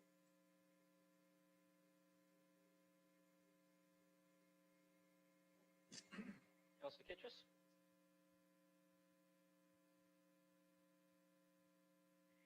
Thank you, Mayor. Page 74. I'd like to understand, and because with the first COVID, I wanted to know how long facilities were closed down, and whether they were kept on the payroll. And now that we're going into the second COVID, there are some indications that it could happen, could last till July, because it's given with the theater. So I'm just wondering why the payroll, Parks and Rec and Culture is actually gone up. Okay, so I'll hand that over to Andy to talk about our overall staffing process. Thanks, Mayor Linton. The facilities closed at the end of March, or mid to end of March. And then we're closed. All of our open space parks remained open. So we did redeploy a number of staff into the parks. As you know, we had a lot of increases in trail use and sports fields and getting outdoors. So we redeployed a number of staff to the outdoors. We also did a number of maintenance requirements in the building through the capital program and through various repairs and maintenance. Then the pool did reopen in August. If council recalls, we brought a report to the council to reopen at a substantial revenue loss, given that it was still important to provide a facility for swimming for the community. And then the arenas were planned to reopen in September. That was delayed due to the sports groups still having to meet their requirements for their provincial regulations. And so I believe it was October 5th was the date that we reopened. That's been going very successfully, and then that just closed down just at Boxing Day. At this point, we're just still planning on that facilities to be closed until the end of this lockdown. So the 2021 budget is prepared based on moving forward and reopening up back into orange levels, so that the facilities will still operate, but with reduced level capacity, and that's sort of what we forecast. And if I recall, Matt, I think we forecasted that type of level of service until probably midsummer to the fall, where we're hoping after the vaccine's getting out that we can start coming back to a little bit more normal for the fall season. Yes, that's correct, Andy. Dan, you want to add to that? Yes, thank you, Mayor Linton. One thing I want to point out, and this is something that Mark referred to in his part of the presentation, anything that we've budgeted for that is potentially impacted due to COVID-19, we've offset COVID-19 related impacts with a transfer from the COVID-19 reserve. So we've had to make various assumptions in setting the community services and more specifically Parks and Recreation related budgets. And anything that we assumed would be a COVID related impact is funded from that COVID-19 reserve. Once we get into 2021 actuals and we find out when we have to have the facilities closed versus open and staffing and so forth, that'll determine what the actual impact is on the township due to COVID-19, and we'll transfer from the COVID-19 reserve accordingly and report that to council. So what may happen due to COVID may be somewhat different from how we budgeted for it, but at the end of the day, we'll do those COVID-19 related transfers based on what actually happens. Thanks for that clarification, Dan. Councillor Kitchus? Thank you, Mayor. So basically, we created the COVID reserve fund to finance keeping the employees employed, and taxpayers are increasing they have to make more payments for services they're not getting, and then, like, I don't understand why we're doing that when like the regular public, they've had to lose their businesses and they're unemployed, and they have the stresses. Like, seems like there's two standards here, but we haven't done the work of actually reducing the costs and then adding the staff back when it's going to be open. And we have a past experience of it being closed virtually for 6 to 7 months. So I'm just wondering, how can you rationalize that? Sorry, Councillor Kitchus, that's a pretty big policy question. Is there a budget-related question that you'd want to ask here to staff? The budget question is why are we spending this money when we could save the money? And then, that's sort of, I just don't understand. You're adding to the budget on facilities that we're not using as a taxpayer. Yeah, I think there's a little bit of confusion here about staff not working or not providing services and getting paid for it. That's just not the case. So I'm going to turn things over. He's mentioned this already in some of his COVID updates, but I'm going to give it over to our CAO to explain things again to council. Thank you, Mayor Linton. Yes, as I mentioned, so we have in the summer redeployed staff into various areas to support. We also did do emergency leaves for many employees. I think it was just under 100 employees through the summer. Some of those were brought back as the facilities started reopening. As the closure announcement by the provincial lockdown by the province just late December, we again have put on emergency leave, about 60 or 70 of those employees that we did call back from the summer for running the facilities and programs, including facility operators, program staff, lifeguard staff. The full-time staff that remain, several are also redeployed over to Public Works to help with snow removal, and we anticipate some additional staff doing that helping out with shoveling and garbage pickup in the downtowns. We also have a number of facilities that our staff that are having to go through the buildings, doing regular checks and balances for the equipment that is still operating. We still have the ice in and the pools in. We are hoping to be able to return to normal operations sooner than later. And our hope is that we'll be going back to the orange level to just have the groups participate.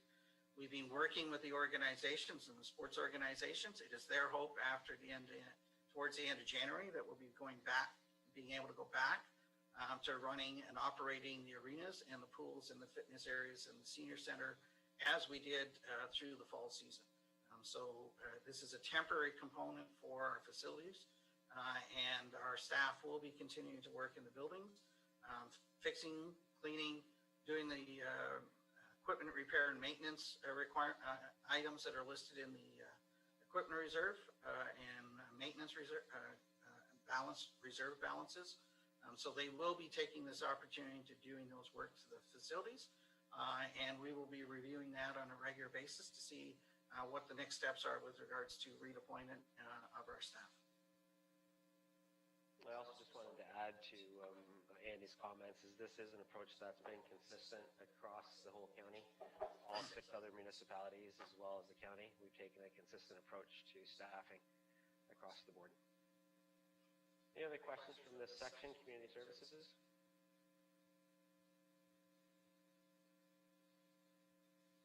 Councillor Foster? Thank you, Mayor. Andy, I've just been listening to what you just said, and yet the numbers on page 75 tell a very different story. As I said earlier, we had budgeted $1.7 million for Sportsplex revenue, about half of which was operating costs. We do only $600,000 in revenue, and to your point, Mark, the Sportsplex has been closed and only open partially in December. There's very little impact by adjusting for December. And the pattern remains the same even once you adjust for December. And that pattern is that despite doing less than half of your business, you have almost no reduction in operating costs. So that fact, Andy, tells a very different story than what you just told us. We should have seen a much larger reduction in operating costs in the Sportsplex.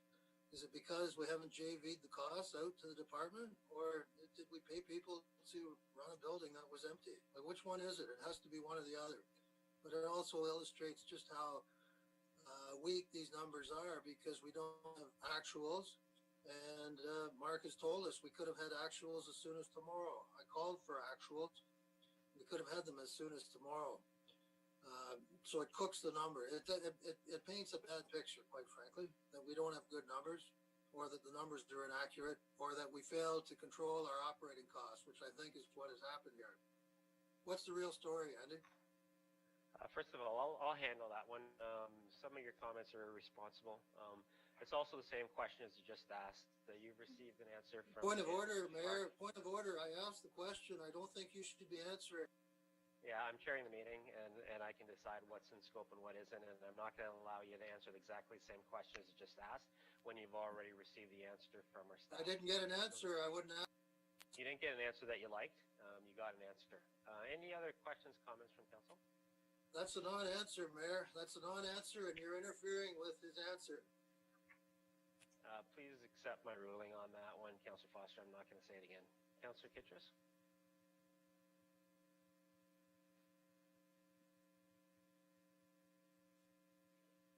The question, thank you, Mayor. I have a question from Andy's explanation.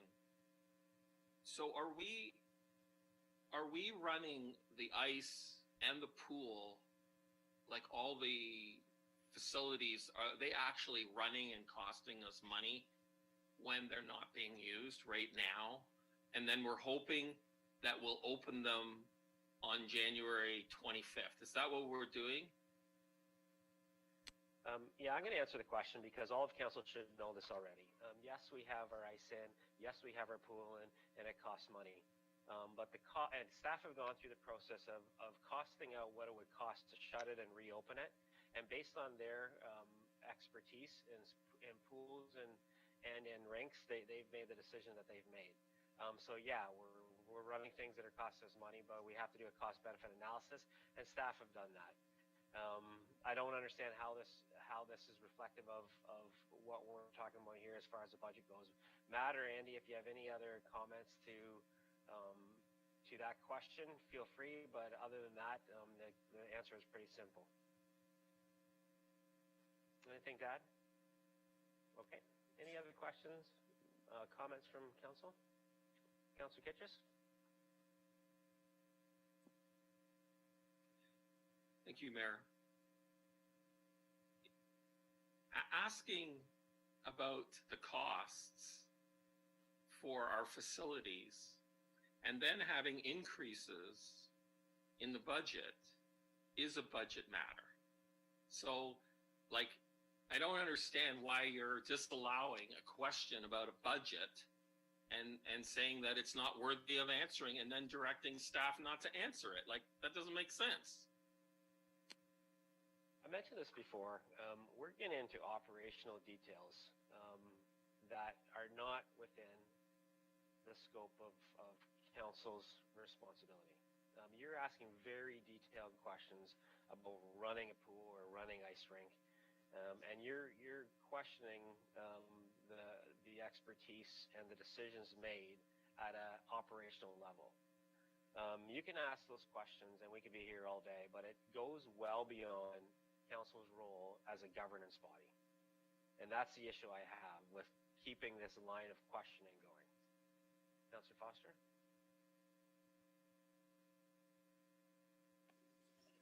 Thank you, Mayor. I believe we have a duty to provide oversight. I don't see how asking budgetary questions during a budget meeting is inappropriate. Councillor Kitchus has made an excellent point. And further to the discussion on the sportsplex, the numbers tell a very clear story. We paid to operate an empty building. We paid to heat the pool with no one in it. We kept ice in the building with no one skating. And we did nothing to control our operating costs. It's very clear in the budget here. That, sir, is a problem. If you think that's inappropriate, that's fine. But I think oversight is lacking here, and that's why I asked those questions, and we still have not got an answer.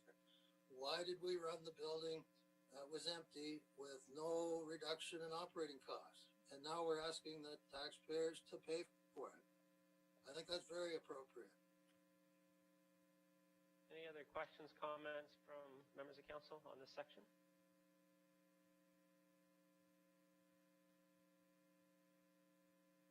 Okay, Mark? Okay, next section is planning and development, so pages 93 to 98. So that covers building department, planning department, economic development, committee of adjustment, and heritage.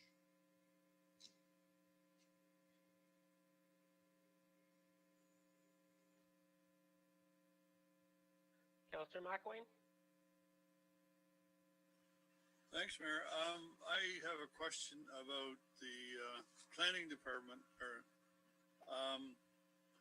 There is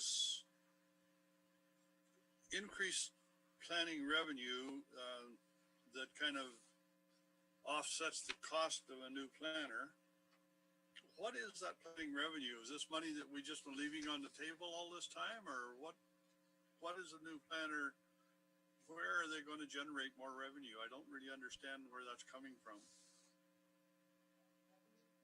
Mark, do you want to take a stab, or we should put this to Brett?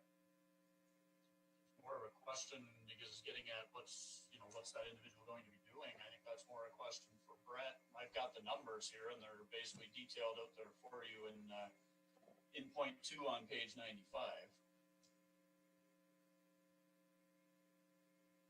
I can answer. Thank you.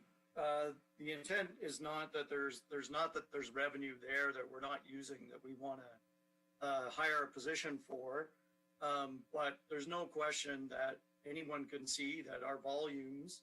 You can see the level of development activity that's out there, and so I believe we need another position that is directly responsible for the review of development applications, and that we want to have the revenue to pay for that position before we hire it. So we are going through the fee study right now that includes building and planning and the other departments that contribute to the development process. And so within that fee study, we will look at a recommendation of what our fees should be in order to fund the positions that we need to correspond to the level of development activity that we're seeing. So the revenue is there only if we get the fee system in place to recover the revenue to pay for the position. If we can't recover the cost of the position, we won't hire the position. So just to clarify then, Brett, so you need to go through this fee study in order to have only 25% of this position covered by the taxpayer. Yeah, that's correct. Okay. And currently our fees only cover a portion of the cost of applications. Councillor McElwain? Thank you. I was wondering if that was the case, because we have a second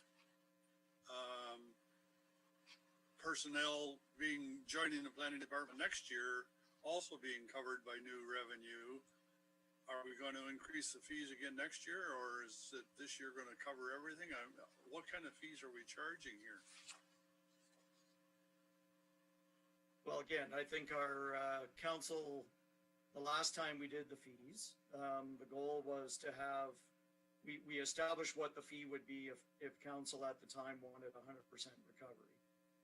And then that was reduced to cover only a portion of the cost of a planning application. So if somebody submits an application for a zone change, the taxpayer shouldn't be paying for that. The applicant should pay for the cost of that, is really the principle we're trying to establish. So as we add to our staff complement because of volume, we need to make sure that it's the fees that we recover from the applications and not the taxpayers that are paying those fees. So, for example, the development engineering technologist, we hired one a few years ago. After a period of time, we've now set the fee so that cost is recovered. And as we go forward, if we want to add staff that are directly tied to development activity, we want the development applications to pay for those costs. So the development engineering is the one that reviews grading plans when there's a new building permit, reviews site plans for grading. We collect a fee from the builder on a building permit. We want that fee to cover 100% of the cost because it's directly tied to the building permit. And the same thing with a zone change application or a new subdivision. We don't want the taxpayers subsidizing the cost of the development applications. We want to come as close as we can to cost recovery. Councillor McElwain, follow on? Yes, thanks, Mayor. Someplace later in the 300 and whatever pages here, there is one column title that says planning fees / building fees that pays for the planner. And so does that indicate that, in fact, if you don't have enough increase in planning fees, that the building fee reserve will pay for that person? No, we can't cross the building fees with planning staff. So the building fees that we collect on a building permit that are specifically building code related are 100% recoverable, but can only pay for the building function. So anything like the lot grading part of it, which is a separate thing, is not governed by the the same Bill 124, so we are able to directly recover the cost of that through a fee that the revenue for that now goes to plan. Thanks, Brett. Councillor Kittrus? Thank you, Mayor. I'd just like some clarification. Earlier, when I asked about the human resource person that was shared, and this one's shared too, there was a whole process that was described about why we would be needing these people. But now it's like the process is we've got to get the monies coming in first, and then, but we're hiring the person. We're saying on a policy level, we're going to hire the person because we're going to make a way of increasing the revenues. Is that how you're thinking about this new position? Sorry, Brad, just correct me if I'm wrong, but that's not what I heard you explain. I heard you explain that we're only going to be bringing this position on when a study can be done where the fees can cover 75% of the cost of that position. Am I missing something, or is that what you Point said? of order, Mayor, you continue to interfere and answer for the staff. Why are you doing that? Let the staff answer the question. Yeah, I'm chairing this meeting. I can chair however I want. I'm asking. Being chair doesn't give you the right to interfere with lines of questioning. Please don't interrupt me, Councillor Foster. Did I catch that right, Brett, or did I mishear you? Yeah, you heard correct. We are not hiring the position until the revenue generation is going to be adequate to cover the cost of the position. It's not an unusual process where you have rising planning applications to expect that the development industry is going to pay for the cost of those positions. But our policy is also that we budget for the full year. So, and we're budgeting for a portion of the cost, the 25% that's not going to be directly application related, is shown in the budget because that's our long-standing policy of budgeting for that for the full year when there's new positions to come.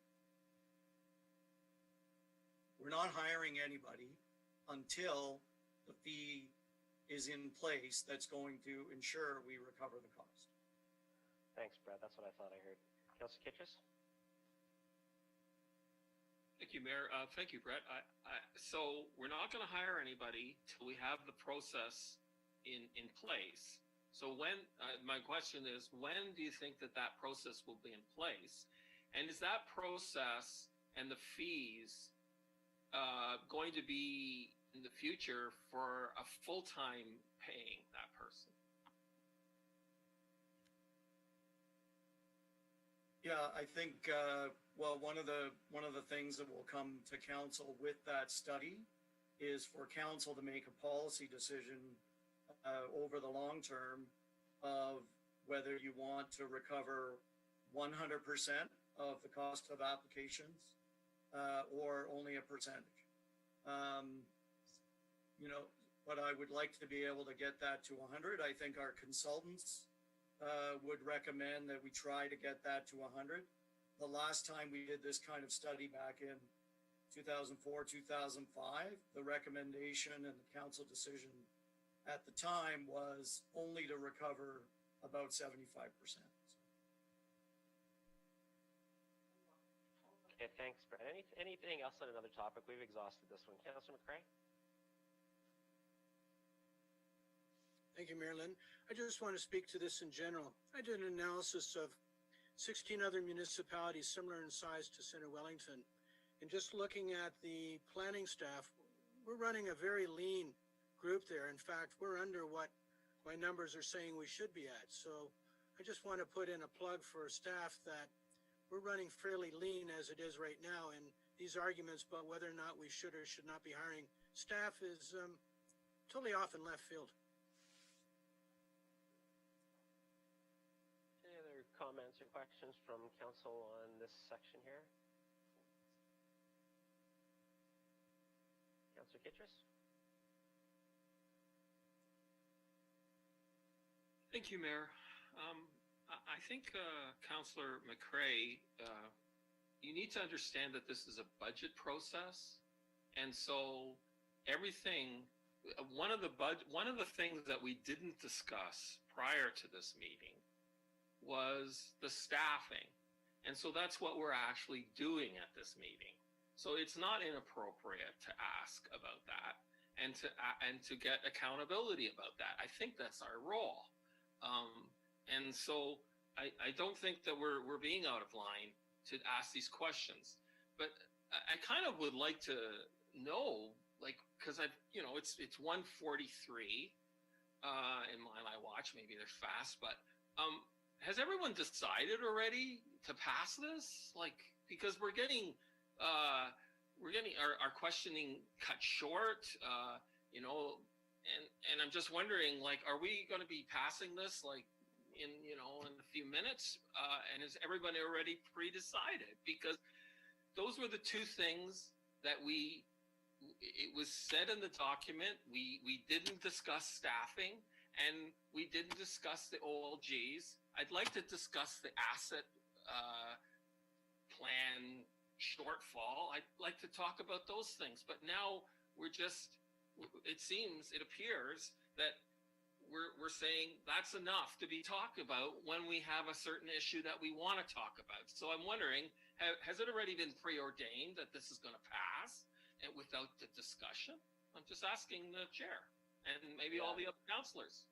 No, I'd love to answer that one, actually. This is 7 months process, and we've had 7 months to be discussing this budget. We had a whole session in June where we were presenting our staff with direction, so that if staff came back with that direction, hopefully a lot of the questions that you're asking today would have been dealt with before. That's why we do 4 pre-budget sessions and all the other sessions. If you look at any other counties across Wellington, and you would say that we're pushing this process quickly, they'd laugh at us. We by far take the longest amount of time and the most staff resources and time to develop a budget by far than any other municipality across the county and the county. This has been a 7-month process. Some of the questions that we're asking right now are the questions that we should have had in June. The budget process is about consultation, but it isn't about councillor education. A lot of these questions are because you have an interest in something. They're not about making the decision about the budget on the week that we want to pass this budget. There are things that could have been dealt with months ago. So that's the problem I have when we get into the operational detail on every single thing that the township does. We're losing our focus on what council's role is at the end of the day. And so no, of course we don't know that the budget is going to pass today. But what I do know is I want to have an effective and efficient meeting where council is playing the right role and recognizing that staff make operational decisions every single day, and we are there to provide direction, which we've already done. As in Andy's discussion beforehand, we have master planning process, we have the asset management plan, we have the strategic plan, we have clear direction related to the budget that staff have come back to, and not only met all of our direction, they exceeded them. And still, we ask all these detailed operational questions. So that's why I want us to move and make sure the questions that we're asking are at the right level for members of council.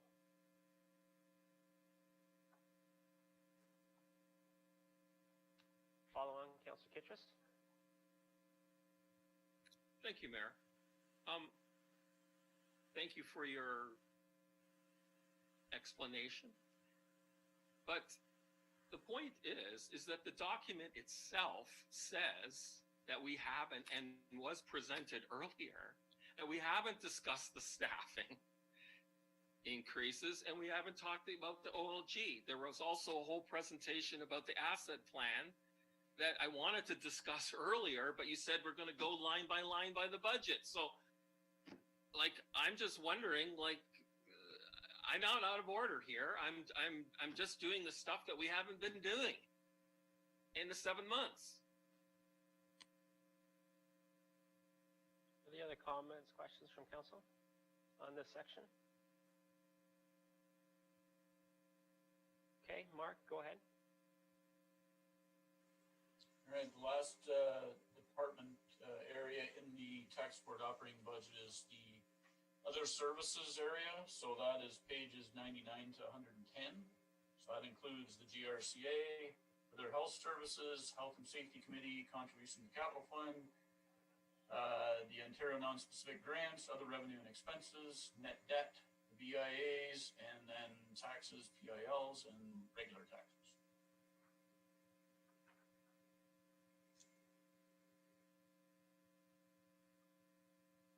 Any questions, comments on this section? Councillor Macklin? Thank you. The other health services, there's a transfer from reserves. Where does that money get transferred into reserves? What's it come from?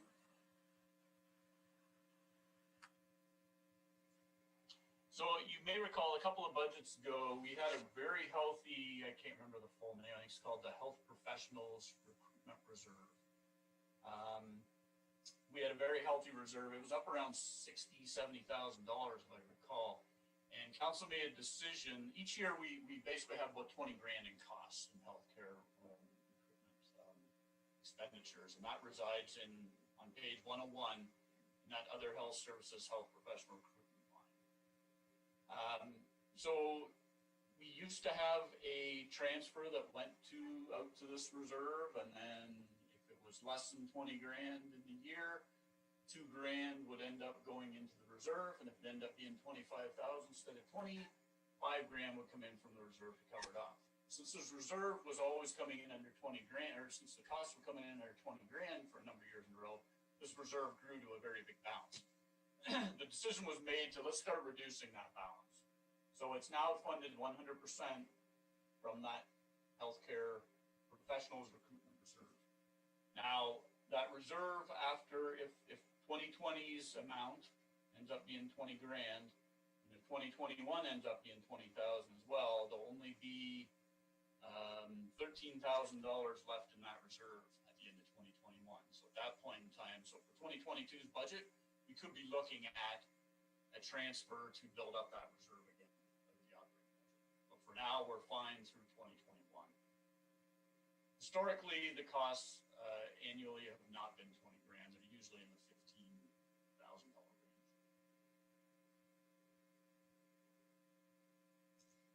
Hopefully that answers the question. Councillor Kitchus? Thank you, Mayor. Thank you, Mark, for that explanation. But I wanted to know how much of this fund was used for the recruitment of health professionals and how much was for all the maintenance and lawn and so, like, is that just a municipal building thing, but we put it into this budget? So, like, are we really using the monies to recruit doctors, or is the new hospital like got their own plan to recruit doctors? Mark, I think you can handle the first one, but then Andy might want to add something to it. Sure. Yeah. No, that's a good question, and like probably what I should do is step back and explain exactly hopefully you're on page 101. So the $35,915 that's budgeted under that line includes $20,000 for healthcare professional recruitment, of which all of those invoices are gathered up by the hospital essentially, and they send us one big list of invoices that they paid on our behalf. And typically we get that at the end of January following the year end. Okay, so we haven't got that yet. That's why the actuals are so low. The rest of that budget, about $15,000 or $16,000, is for snow plowing and lawn care at the CWCMO office in Fergus. That's been in there forever. That was part of the agreement with the doctors. That's been in place longer than I've been here.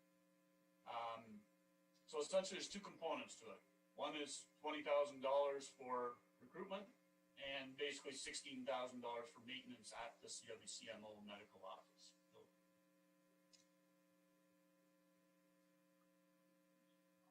yeah, Andy? Yeah, just with regards to the health recruitment, there is an advisory committee which Councillor McElwain and I sit on with other members of the health of the hospital as well as community members. And they allocate the various funding for various projects, various recruitment, various compensations to doctors moving to town. So the $20,000 are specifically for recruitment and retention of our existing and new health professionals, including nurses and other practitioners, not just doctors. Yeah, Mark? Yeah, sorry, I missed one point, just to clarify too. If the actuals for 2020, when we get that invoice at the end of January, ends up being 15,000, we will only transfer 15,000 from the reserve. We will not transfer 20 for the budget. We transfer whatever the actual is. So the actual impact on the overall budget ends up being nothing. It becomes a reserve issue. We have enough funding in the reserve, which could become an issue, as I mentioned, in 2022. I hope that clarifies a little bit. Councillor McElwain? Thanks, Kelly. All of the doctors are moving out of that building. They have moved out already. Are we going to continue to be paying the maintenance and snow plowing, et cetera, with nobody in the building? Yeah, I'll pass this over to Andy to talk about. Yes, so the doctors are scheduled to be ending towards the end of this month. And so we will be bringing a report back to council in the near future as to options for the building. Any other questions with this section? Councillor Dunsmore? Yeah, either Mark or Dan, it doesn't matter which one of you, but I want to talk about the page, 104, the OMPF grants and the impact that has on us. I know you've talked at length at the opening of the budget presentation about how much it's decreased since 2009. Based on those decreases, what's your prediction for when this fund disappears? Is there a possibility this is going to go to a net zero and we're going to have to make up the difference through the tax budget? And what's the long-term effect on our asset management plan on that? Dan, you want to start with this? Yes, thanks. Through you, Mayor Linton. We do get calculations for the OMPF program every year. A component of our funding is called transitional funding, which means that's what they're transitioning away from the township. And the rest is actually calculated as what the township should be receiving on an annual basis. So based on those projections, this will continue to decrease until we get to a grant of approximately $50,000. And it's likely to decrease at 15% per year until we get to that level. So obviously that has an impact on our operating budget. We have to be able to fund that decrease in OMPF funding every year. But as Mark mentioned earlier in the presentation, it was more of a concern when 15% was a much larger number back in 2009 to 2015, but it's become less of a concern going forward. I think 15% this year translated into $40,000. Councillor Dunsmore, following?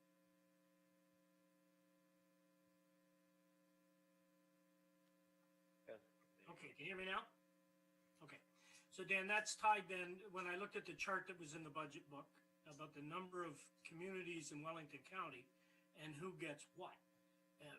Most of the growth is being pushed upon the Township of Centre Wellington, and yet we're getting the least amount of money and it's decreasing. So that money's directly tied to farmland then, in a ratio of farmland to urban somehow? Yes, through Mayor Linton, the calculation itself is very much tied to the rural area within a municipality as well as the farmland. So in the provincial calculations, they are saying that growth within the township is resulting in that ratio declining over time, which means we are eligible for less OMPF funding every year. It's curious to see, Councillor Dunsmore, that we're the lowest in the county when it comes to OMPF funding.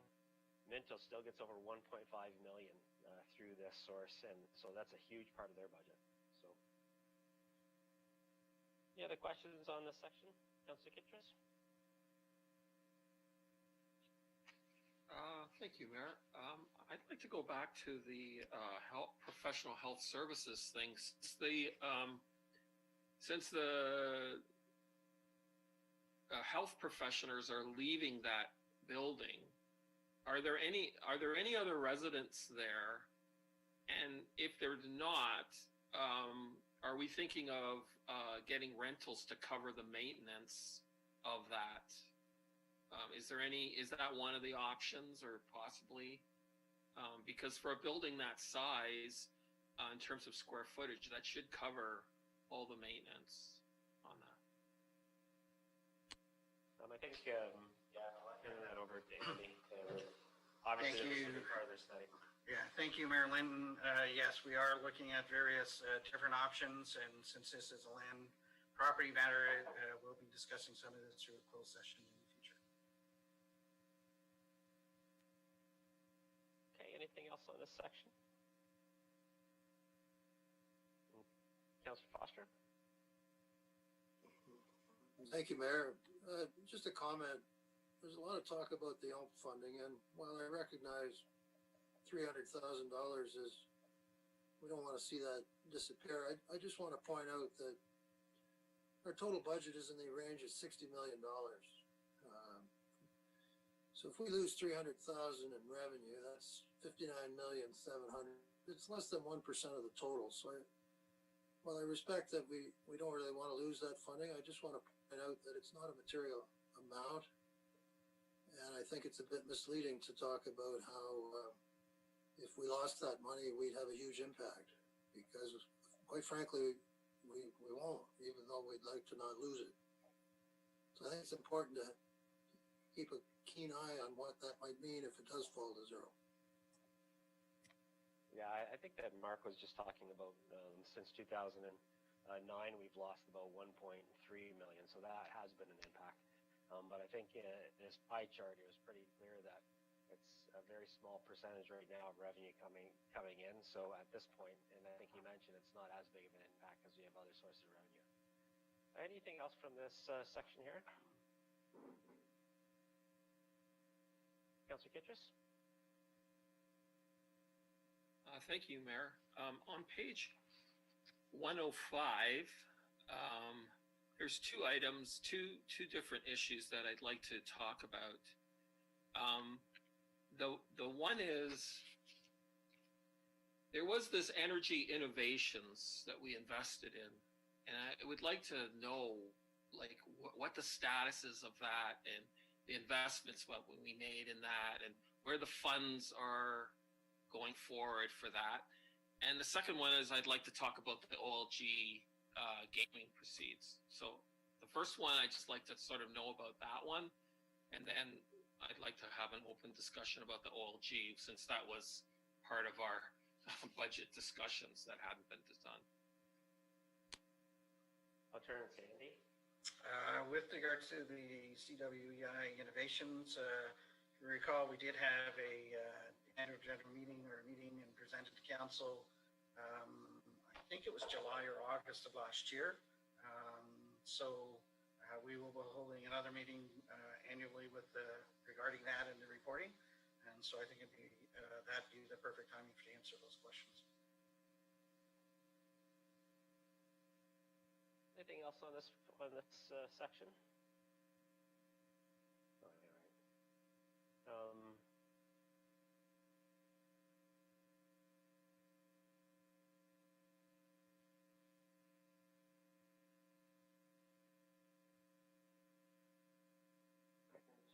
So specifically when it relates to OLG, Councillor Kittrus, what's your question on that?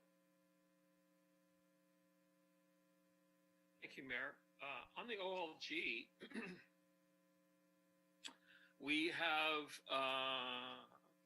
an actual of 572,725 for this year, but we are projecting 1.75. So how does that work out? We thought we would have more revenues, but it was closed down for a lot longer. So will we be updated, if this changes, like if at the end of January, it doesn't open and it extends. So what's the process for informing us about what the budgetary implications of that are on an ongoing basis for the rest of this year? Dan can speak to part of that. Yeah, thanks, Mayor Linton. The 572,000 received in 2020, that goes towards 2021 budget. So in the 2021 capital budget, we planned for 740,000 to come from OLG proceeds, where 88% of that, or 651,200, goes to township capital. The way our policy works, the 1.75 million that's budgeted for in 2021 is to go towards the 2022 budget. So if things happen in 2021 where we don't accomplish the 1.75 million, then that'll be discussed in pre-budget meetings for the 2022 budget.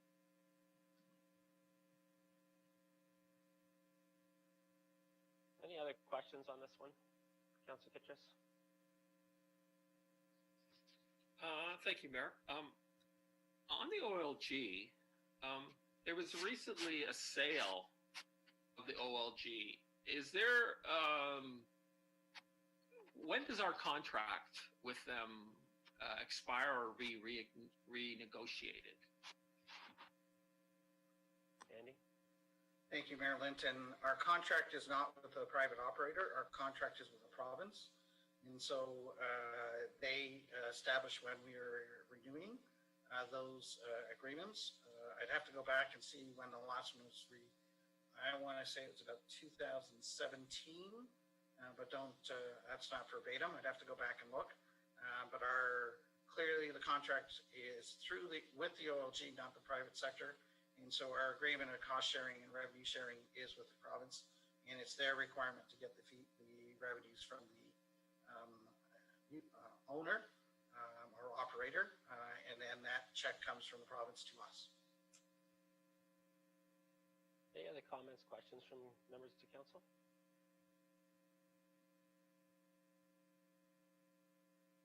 Councilor Kitchus? Thank you, Mayor. Considering the economic hardships that the private sector has had, and that would include the gaming organization, they've just invested on that property significant amounts of income, capital. If they renegotiate with province, is there a possibility that we could get less monies?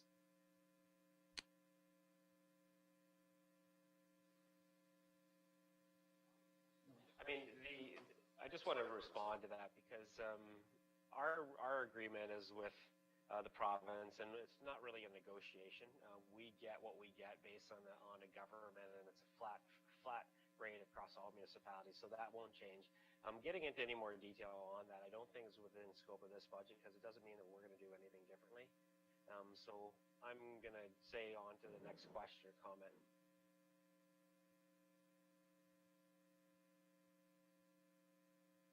Okay, go ahead, Mark. All right, I think that's the end of the tax-supported budget. Just trying to see here what's next on the agenda. So the staffing strategy was essentially covered off or was explained in all those pages, and I've made numerous references to page 45, which summarizes all the costs and all the explanations there. I'm not sure what else we do on that one. 3-year operating forecast was in the slide. And again, it's starts on page 111 and goes to page 129. But page 129 is essentially a snapshot of what I put in the slide which summarizes the 2022 and 2023 years with various assumptions built in, and it does include the staffing strategy that is proposed for 2022 and 2023. And those rates end up being 3.43% tax increase in 2022 and a 2.8% tax increase in 2023. And then the next section is the water and wastewater operating budget, which starts on page 130 and goes to page 138. So I'm not sure if there's any questions on those budgets. The actual numbers start on page 135 with the administration component, and then waterworks on 136, and 137 is wastewater. Any questions with the water and wastewater operating budget?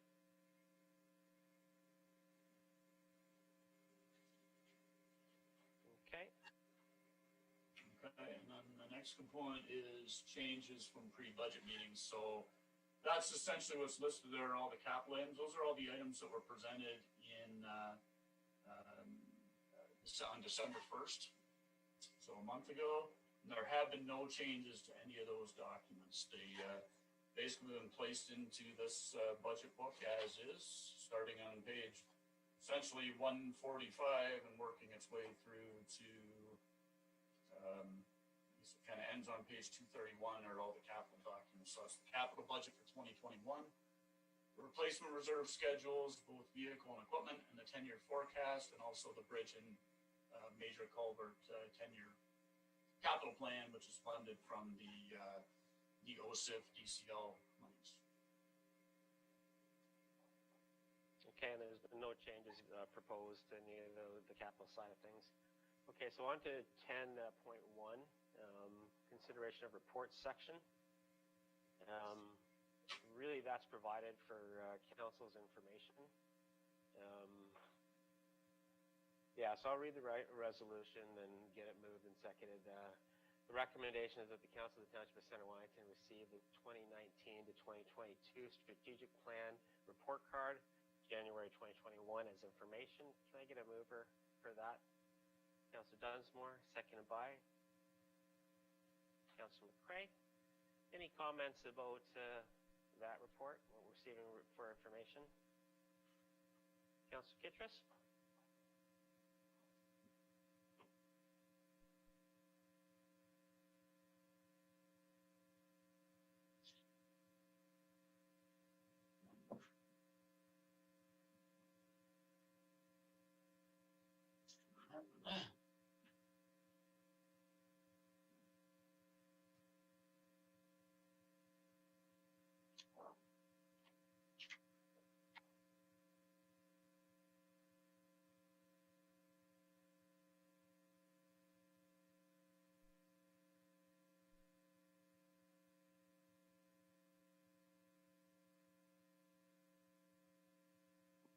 Thank you, Mayor. On page 266, on the actions for healthy growth, it said we were going to review our zoning standards and explore innovative housing options such as tiny houses and streamline provisions for adding an apartment on existing houses while bearing parking conditions. I was wondering what the status of that one is. It said it was delayed by COVID, but there's a lot of housing pressure, and so I also wondered whether there was any consideration in the Healthy Growth Committee for a rural policy also of having. I noticed that Caledon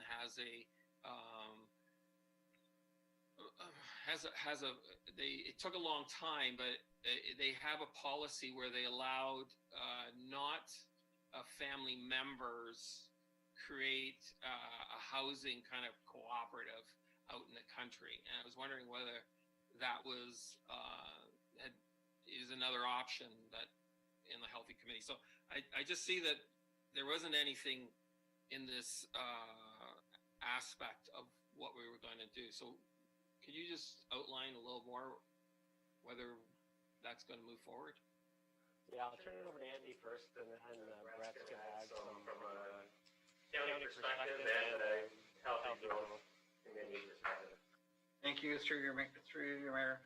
If you look at bullet point number 2, it does highlight that the Healthy Growth Advisory Committee is looking in a attainable housing strategy. We've looked at several, Brett's been starting to look at several others, including Kawartha Lakes. It's one that came to our attention.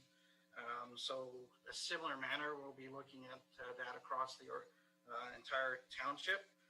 I'll let Brett speak to, I know it has the draft bylaw was at the Healthy Growth Committee, so I'll let him speak to the timing for that.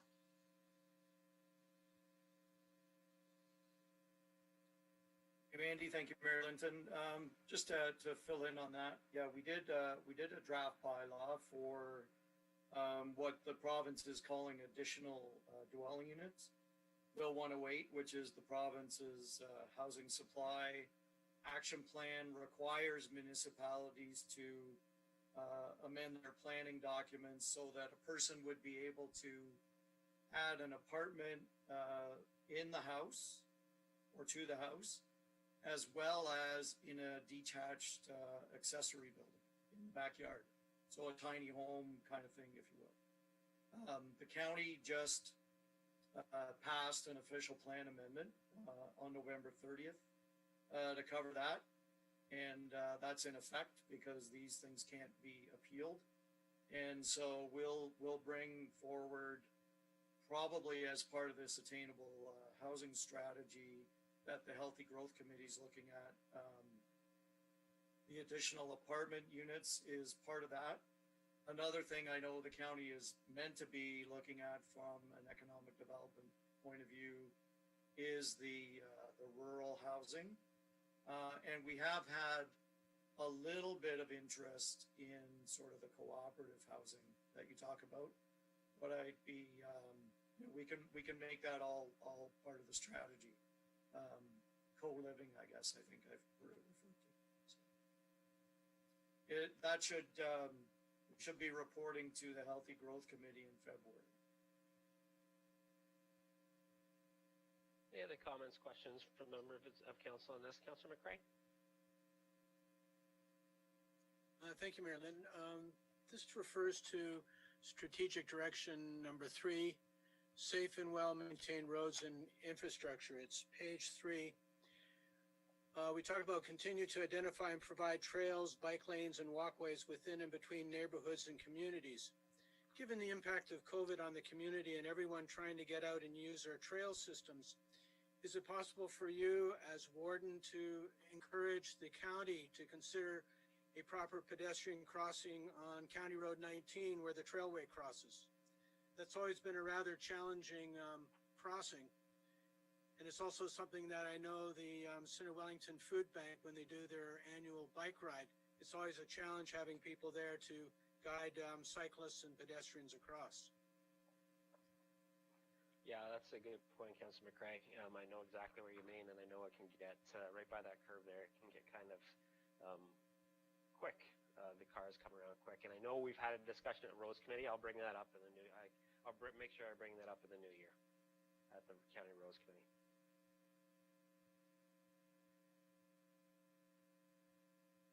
Any other questions related to this section, Councillor McWayne?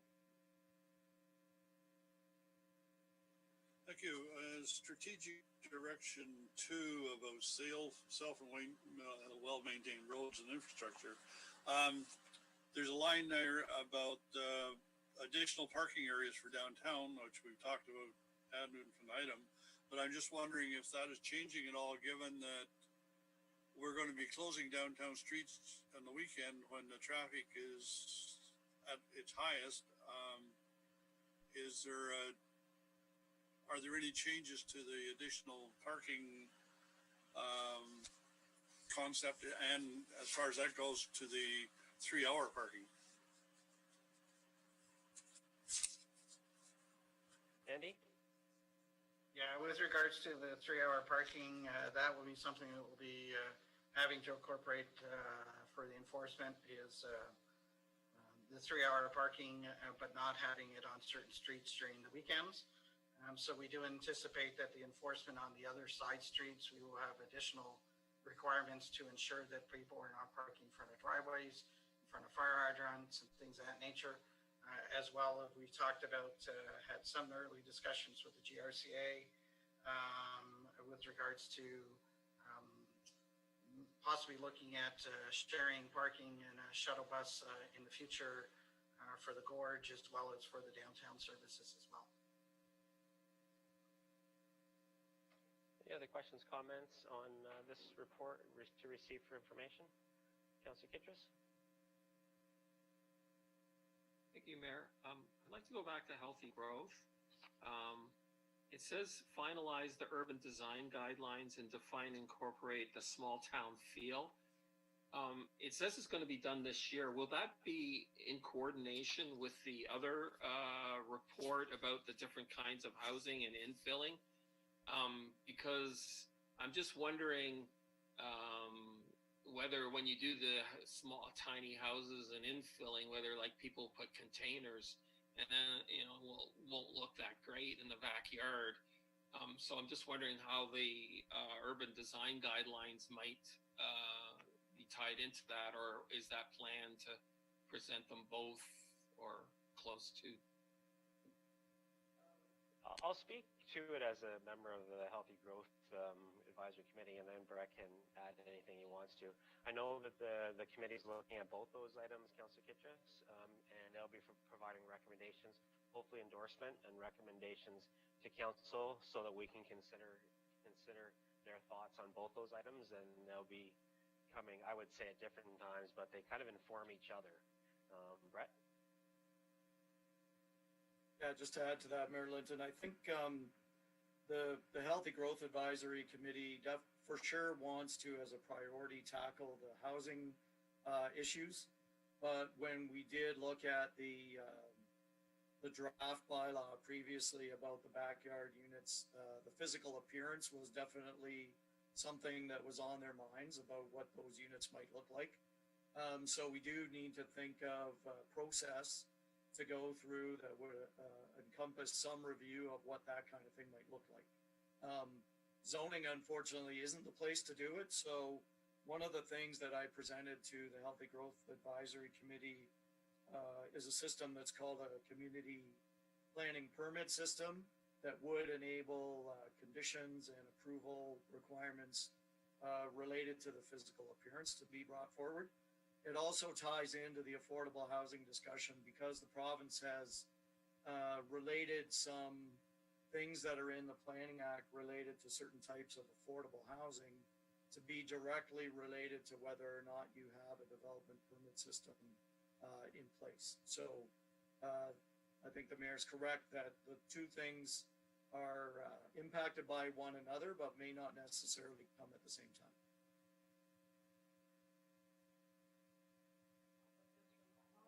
Thanks, Brett. Anything else on this report? Councillor Kitchen? Financial management, and I guess it says undertake human resource planning to access staffing and facility capacity risks and challenges associated with growth. And it says it has the 3-year, from what we've been explained when we've asked the questions on this budget, there is no written policy on how this is done, even though it's described it was described by the CAO in an extensive, long explanation. I was wondering if work to do, because that's sometimes out of the budgets we get things to do, and so I'm just wondering whether that can be formalized. You say it's formal, but it's not written, and I was just wondering if that could be done so that we can understand all the parameters of the staffing policy and it's clear how all of it's done.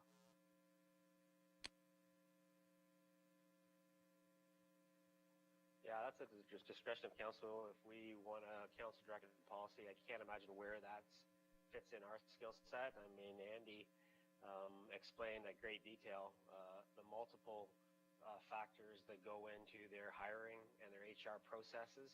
To pull everything into a single policy, I'm not sure what the purpose of that would be. I think that our municipality does it like most municipalities and does it like most progressive organizations when it comes to HR policies. And you know, I wouldn't be supportive of putting another layer of bureaucracy on top of that in the form of a formalized policy, because I think this is just a way for council to provide operational oversight in the area that I think is the realm of the CAO. So that's my specific advice on that one. And again, I don't think there's an answer question for Andy at this one, because that's a council political direction that if council wants to provide it, then council can provide it. I don't see the purpose of it. Following, Councillor Kittrus. Thank you, Mayor. As you just explained and gave your opinion on, I wasn't asking for them. I was asking whether they would in the future consider making that a formal written policy so that we could see the clarity and it'd be transparent about how that would be done. So I wasn't asking, you know, to Evan, I don't think, contrary to what you're saying about other municipalities or government bodies, you know, I just got recently married, and she was an HR expert for Waterloo region, and she worked there for 35 years, and it's standard policies to have policies about how recruitment is done for budgetary processes. So it's not like out of the blue that I'm asking something outrageous or that other government bodies don't do. So I'm just asking whether they would consider putting that on the tracking list, possibly to develop that policy and make it the formal that it's expressed, the formal policy that they have be in a written form so we will understand it, and then there will be metrics and etc. I'm just wondering whether that would be on the tracking list. It says that there's no written it was just said there was no written policy, and there are written policies in other government bodies. So I'm just saying that. So I'm just saying. So I don't think I was asking. Yeah, and he will say, yeah, we'll do that for you. That requires direction from council to establish an HR policy, and that's what he hasn't had yet. So that's all I was saying. It's a governance issue. It's not a suggestion that comes from one councillor, and yeah, we'll put it on the tracking sheet. Again, we don't put anything on the tracking sheet until it gets direction from a council as a body, not a suggestion from one individual councillor. Councillor Foster?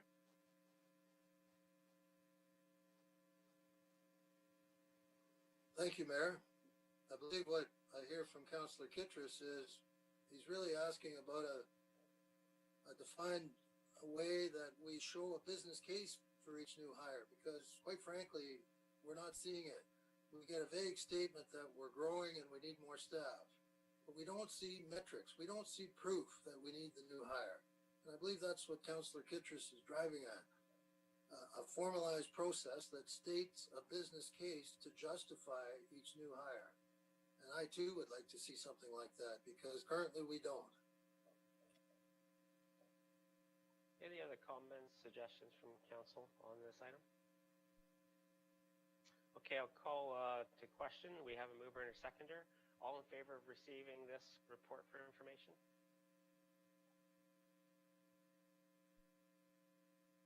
Opposed?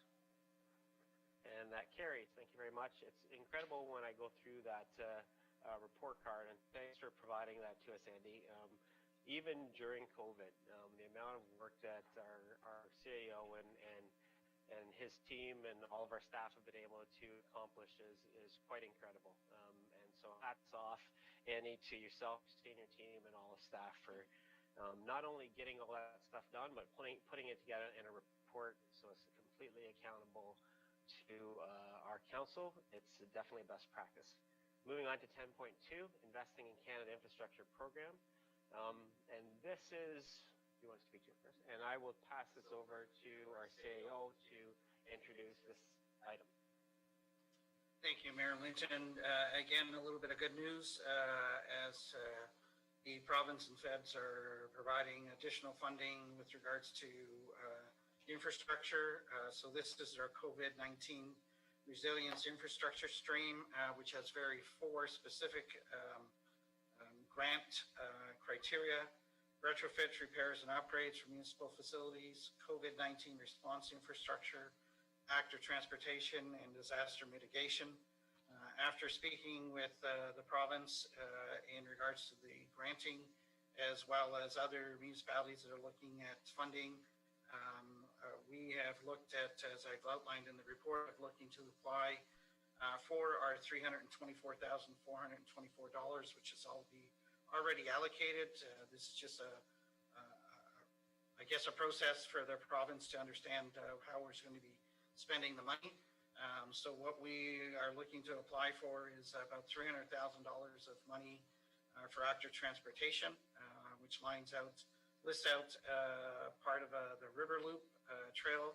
These are all part of works that we've been working on for a number of years through our master plan and our trails, as well as our inter-neighborhood connections. So some sharrows and pavement markings, as well as road widening on Union Street between Brayside and Athol.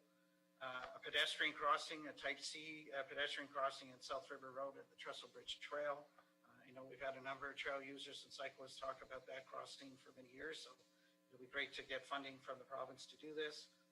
Some trail signage and kiosks, and then two smaller pedestrian crossings, Bridge Street at the trail crossing, as well as Gary Road at the trail crossing. So for a total of $300,000, and then through the climate change urban forestry, looking at a variety of tree planting and a restoration of a woodlot beside, or wooded area beside a stormwater management pond, as well as some street tree planting for 2021. The drawings and pictures and photographs and things of that nature are attached to the report. The report is due on Thursday. And the anticipation is we'll hear about this relatively soon, as the funding allocation has already been divided up and announced by the province. And the intent is to have the work completed this year. All the work has to be done by 2021. So late yesterday, I did send out the draft applications to all of council. Those applications will be submitted tomorrow with regards to the funding allocations that, based on our discussions with the province and ministry staff, meet the criteria set out in the grant application specifically. Happy to answer any questions. Thanks, Andy. And I went through those reports. That would be really exciting to get that project for the whole community. I'm going to read the recommendations, then I'll open it up for questions and comments. I have a recommendation that the Council of the Township of Centre Wellington approves the Investing in Canada Infrastructure Program COVID-19 Resilience Infrastructure Stream Local Government Intake Application to improve active transportation and urban forestry in Centre Wellington. Can I have a mover for that, please? Councillor Dunsmore, seconded by Councillor McCrae. Any discussion from members of council or questions related to this item? Councillor Foster. Thank you, Mayor. My question for our CAO, Andy, is it carved in stone that this funding must be used for the trail loop? Or I've noted, and there's a number of areas where there are no sidewalks. 3 examples being David Street from St. Mary's School to the Elora Community Center, there's no sidewalk. Hill Street and St. George Street East, there's no sidewalk. Could this money be allocated to sidewalks? Because we have a number of areas where sidewalks are lacking. Or does it have to be used for the trail loop as applied? Specifically for the sidewalks, Councillor Foster, we do also have our neighborhood interconnection, so there is funding in our capital budget. So we'll take note of those sidewalk locations. We do have a priority listing for those connections. But specifically for the grant, and I'll read the criteria: active transportation infrastructure, including parks, trails, footbridges, bike lanes, and multi-use paths. So it does not specifically outline sidewalks. So that's why we've spoken to the province with regards to this application and how it's meeting the criteria. Anything else from members of council? Councilor Kittrus? Thank you, Mayor. We had a presentation from John Scott. Is this going to be helping with that Welly loop? And if this doesn't come through, what provisions would be made to help facilitate that? Yeah, so yes, it does address some of the issues that John Scott presented regarding active transportation. Parts of the loop do include part of the Welly Loop. It does not include all of the requests for the entire Welly Loop that Mr. Scott has requested, but this is a good start at that, and we'll be continuing to work with Mr. Scott on future improvements along the for the Welly Loop as well. Anything else from council on this one? Okay, all in favor? And that carries. Thank you very much. Thanks, Andy, and the team for putting that out there. Item 10.3, the 2021 fees and charges bylaw. Again, this is direction provided by council to limit the Dunsmore, second by Councillor Foster. Any questions, comments about this item? Councillor Foster? Thank you, Mayor. I'm pleased to see 0% increase for fees and charges in the recreation area. I would have liked to have seen zero across the board, but nevertheless, it's a step in the right direction. Thanks, Councillor. All in favor? And that is carried. Moving on to 10.4, this is a housekeeping item, 2021 budget, Ontario Regulation 28409. And Mark, is there anything that you want to speak to that before I read the recommendation? No, not really. This report's been the same format for a number of years. Just a few numbers have been changed, other than basically no municipality I'm aware of budgets for amortization. It just doesn't make sense. You want a budget based on replacement costs, as we do through transfers to reserves and so forth, and use your asset management plan as your guide. But basically, if this report does not get passed, then we would have to budget for amortization in the tax levy.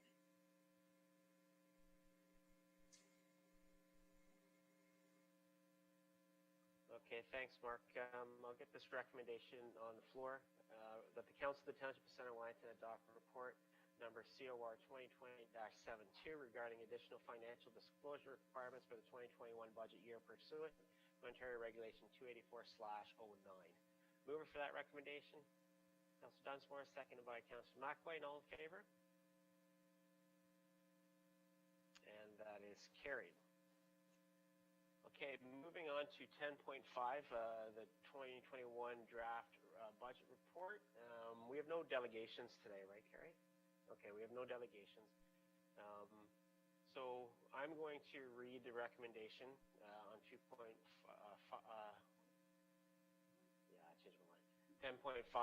I'm going to read the recommendation, and then we'll just go around and provide all members of council with an opportunity to speak to this and indicate how they're going to vote on this budget. I am going to ask the clerk to do a recorded vote. Just being on Zoom and this being an important decision of council, I would like to make sure that everybody's clear on how we voted on this budget. So I'll read the recommendation that the Council of the Township of Centre Wellington adopt the 2021 budget. Can I have a mover for that recommendation, please? Councillor McCrae, second by Councillor Dunsmore. Now we'll go around the room in order of the way we typically sit and council, if we can still remember that far back, and start with Councillor Foster. Thank you, Mayor. First of all, I want to note that Guelph-Aramonsta Township came down with a 0% increase to their budget. I also note that many other towns and cities in Ontario did likewise, and furthermore, Mapleton actually had a tax cut. And so here at home, we've got business as usual with increasing our taxes as as though the taxpayer is a bottomless pit, and we've done so probably in one of the most difficult years of this century, with a major pandemic, a major economic crisis, at a time when our ratepayers are hurting. We've just continued to tax and spend and tax and spend. I also note that we're going to have, there's 6 new positions in this budget with a $400,000 impact in salaries. That is a big number. We have already talked ad nauseum about justifying hiring and making a business case for them, and I still haven't seen the case for hiring those 6 staff, and all we get is a vague assertion that we're growing, so we have to hire. Most of all, Mayor, what troubles me the most about this budget is the bridge levy. Mayor, you have referred to it over and over again over 5 years as a 2% levy, and that is incorrect. It is not a 2% levy. I had a constituent contact me, a retired math teacher, and he said, Bob, my tax bill for the township is $1,000. My levy is $120. 2% of 1,000 is 20. Why is my levy 6 times more than what the mayor told me it was going to be? And I had no answer for him, Your Worship.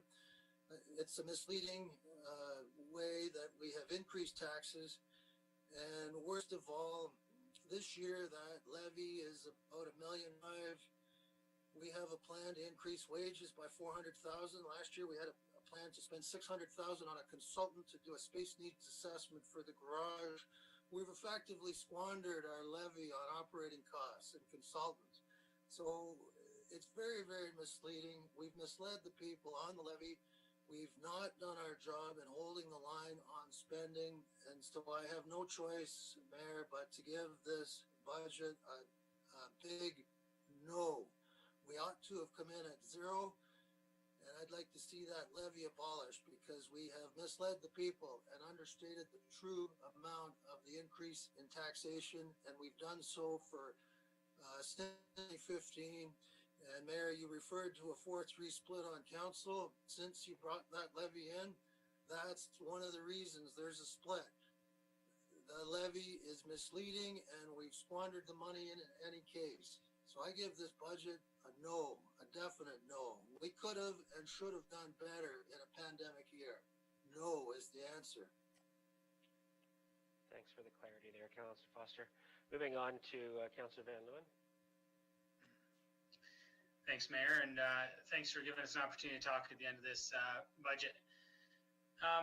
First off, I have to say the process through the summer and the process we've started taking with the budget meetings, capital, walking through this throughout the summer. At first, I was not as much in favor of it, but as we have done this more and more and seeing how easy it is when we get to the end, I'm actually quite thankful that we walked through the projects, gave staff direction. By the time we came to the end of the budget process, they knew where we wanted to land, around 1.4. So I actually appreciated the long process through the summer right to the end. In regards to the budget, it's I can appreciate that we've got it down to the 1.33. I look forward to I'm thankful for the fact that our 2% capital levy is now ended, and we can see the results that it continues year after year after year. We can now, even though we have that reserve for bridge building, of course, there's funds in that tax bill for it, but the increase of 2% is now done. So the hard work is done.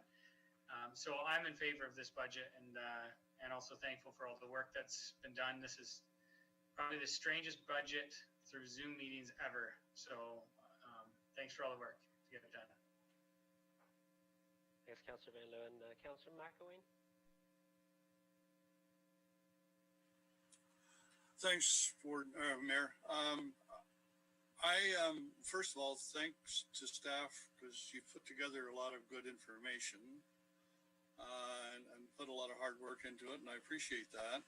I don't appreciate how quickly we went through it this morning with absolutely, 2-hour presentation with no opportunity for asking questions or making comments, because I had a number and we never had an opportunity to bring them up. So that to me is the wrong way to present the budget.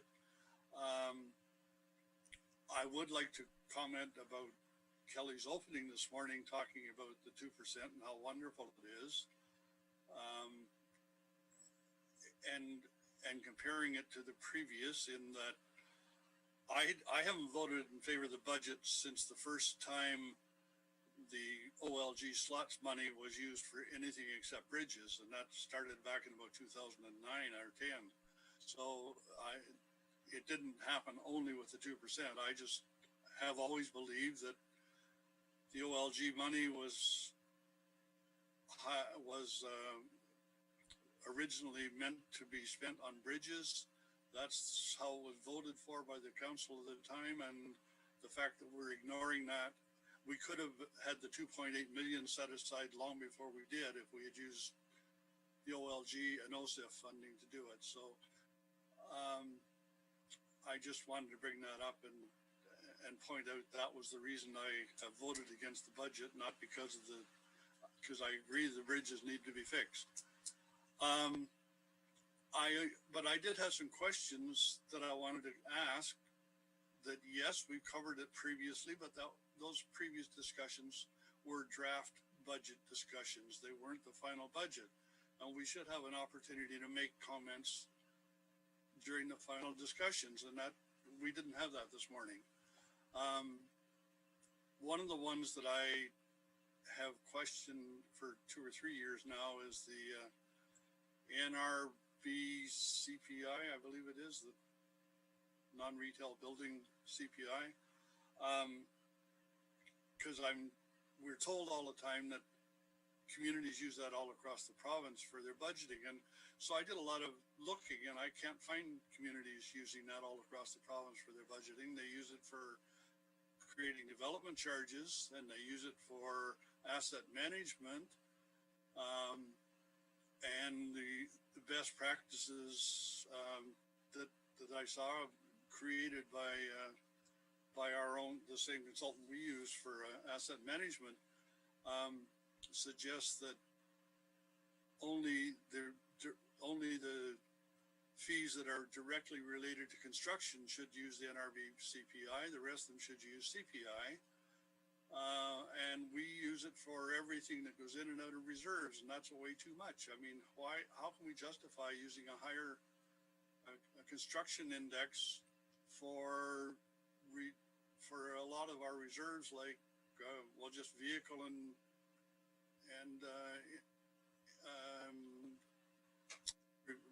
vehicle reserve and there's a dozen of them out there that we should not be included in NRB CPI calculations. So that in itself brings our budget up higher than it need be. And I'd like to have that changed, and I would have loved to have that discussion this morning instead of at the end of the day. I also, what I'd like to do right now, though, is make a motion to increase the amount allocated in all the different departments as a reduction in conference fees, because $2,000 doesn't come close to it. I would guess that the $28,000 of fees that we have lost from the community having the sports complex fees and charges increased, we could make up for in the change to the conference fees. So I'd like to make a motion that those fees be increased to more realistic numbers. And I'm not in operation, so I'm not going to tell you what those are, but I will tell you that just for me, for one conference, it's $1,000. So for all of council, for all of the different conferences they go to, having only $2,000 is way too low. So I'm making that motion. Yeah, just as a point of order, we have a motion on the floor already, so we have to deal with the motion that we have on the floor. So that's why we keep saying, Kelly, we'd like to have a discussion before you bring forward the motion. We've had this discussion a dozen times, and here it is again. And so we know that the budget is going to pass. You've got your 4 votes. And so, you know, any discussion we have now is just, it doesn't stick because there's no benefit. It's part of the program, part of the game. It's not a game. Provide an opportunity for everybody to say their piece. We went through a very fulsome process over the last 7 months. Lots of opportunities to bring these things up. That's a perfect example of something that could have been brought up and provided council direction. If we get council direction to get our staff to move in that in a certain way, then they would have presented that differently today. And council, as I mentioned before, council has provided very clear direction to staff, and they've not only hit those targets, they've exceeded them. So any kind of direction that council wants to provide should be done before the final day. Councillor Chris?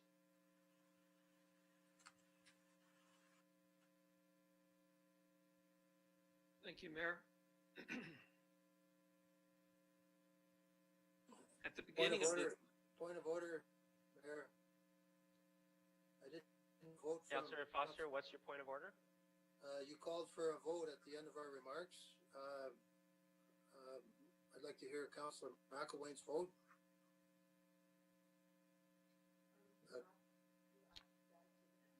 I asked them to provide comments and their vote. How they respond to that question is up to them. Well, you have to call the vote. You've called the vote. We need to have the vote. Nobody's called the vote. I gave people one opportunity to speak, and they can tell, and they can include in that conversation how they intend to vote on the opportunity. But it is going to be a recorded vote anyway. Councillor Kittrus, follow on.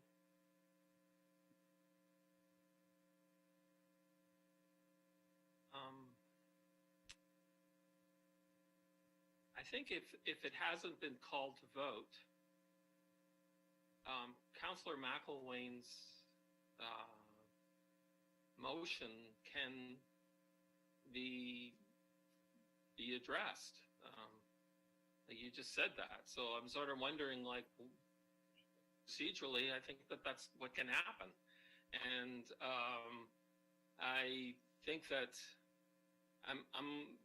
I'm very frustrated at this meeting because at the beginning of it, you spoke for over 10 minutes and you made your decision already. And basically the staff got to speak. I have some questions about the asset management plan. And, you know, it says on page 250 that the current projections for 2022 and 2023 show the township will continue to fall behind in capital investment. And so we never really got to discuss the asset management plan. I asked you about that right at the beginning, and you said, no, we'll go through every line item instead. And so we never got to address those. And then the same with this, you know, we just addressed the staffing, but we didn't have a whole staffing policy just on that. It, you know, we had to ask several questions. I'm really fundamentally kind of disturbed by this. I'm actually disturbed that you're talking while I am speaking on screen. It's bothersome, and you do that all the time, and you promised you wouldn't do that. And so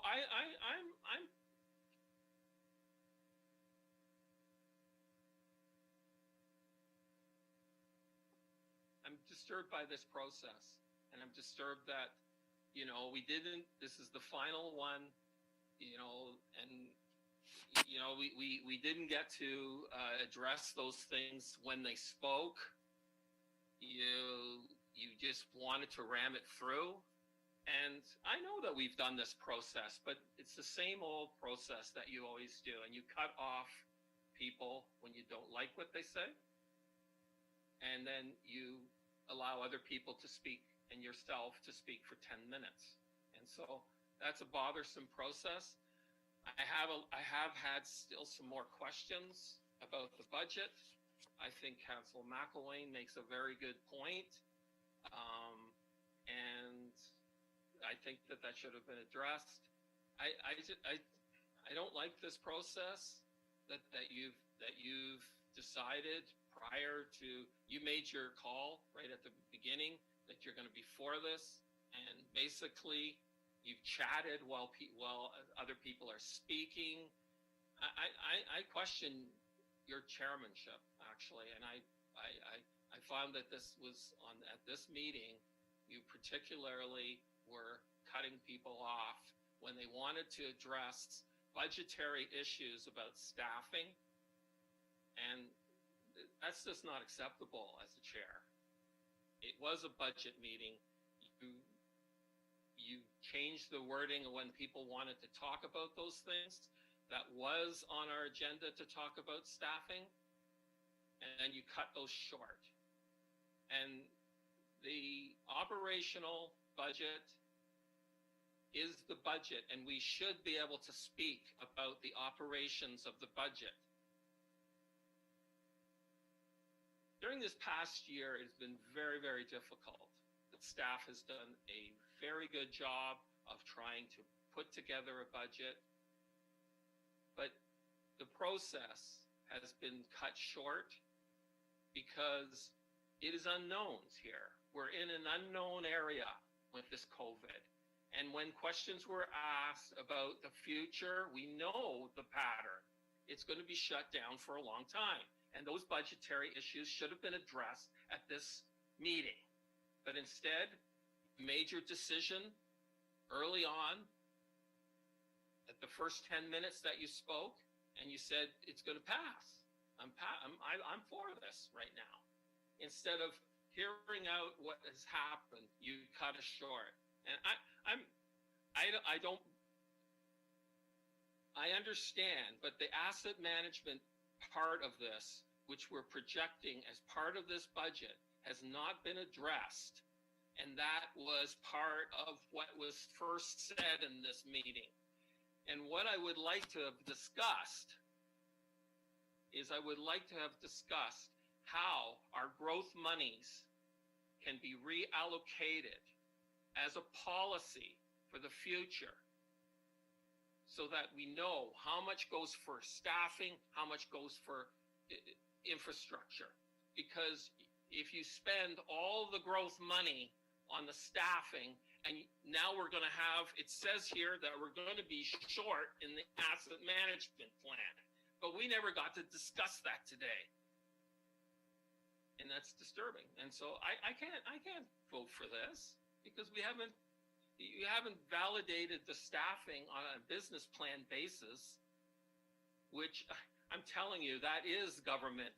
That is how government public sector does it. They have to make a business case for every employee that they do, and they go through a process, and it is very transparent what that is, and it is written. And you have thwarted that discussion. So I'm not voting for this budget. Thanks, Councillor Kittredge. Councillor Dunsmore? Yeah, I share, Stephen, your concerns on the asset management plan. I want to commend staff for the amount of work that they put into this. I've appreciated the length of our process for all the meetings that we've had. I'm pleased that staff came in below what we were expecting. I'm glad to see a slight reduction in the bridge levy. It's a necessary evil, and we have to carry on with that. Dan, I see that we're projecting bigger increases for the next year, and I'm hoping that we can address some of the asset management shortfall over the course of that. I think comparing the Township of Centre Wellington's budget to Guelph-Aramasa Township and Mapleton, who don't have half the infrastructure that we have and get far more of the province's money, is a bit difficult for us to compare. That's apples to oranges. I am happy with how we brought it down. I think $15 on a $381,000 home. I understand that it's COVID. I understand that people are struggling, but we can't fall further behind in that asset management program. So I will vote in favor of this budget. Thanks, Councillor Dunsmore. Councillor McCray? Thank you, Mayor Linton.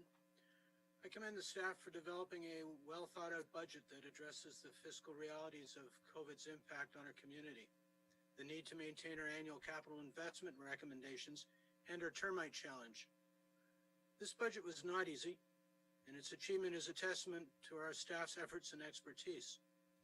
We are fortunate to have the people we do working for our community.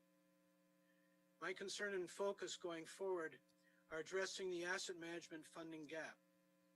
We cannot ignore the realities of ongoing maintenance and replacement of our infrastructure in seeking lower taxes and service fees.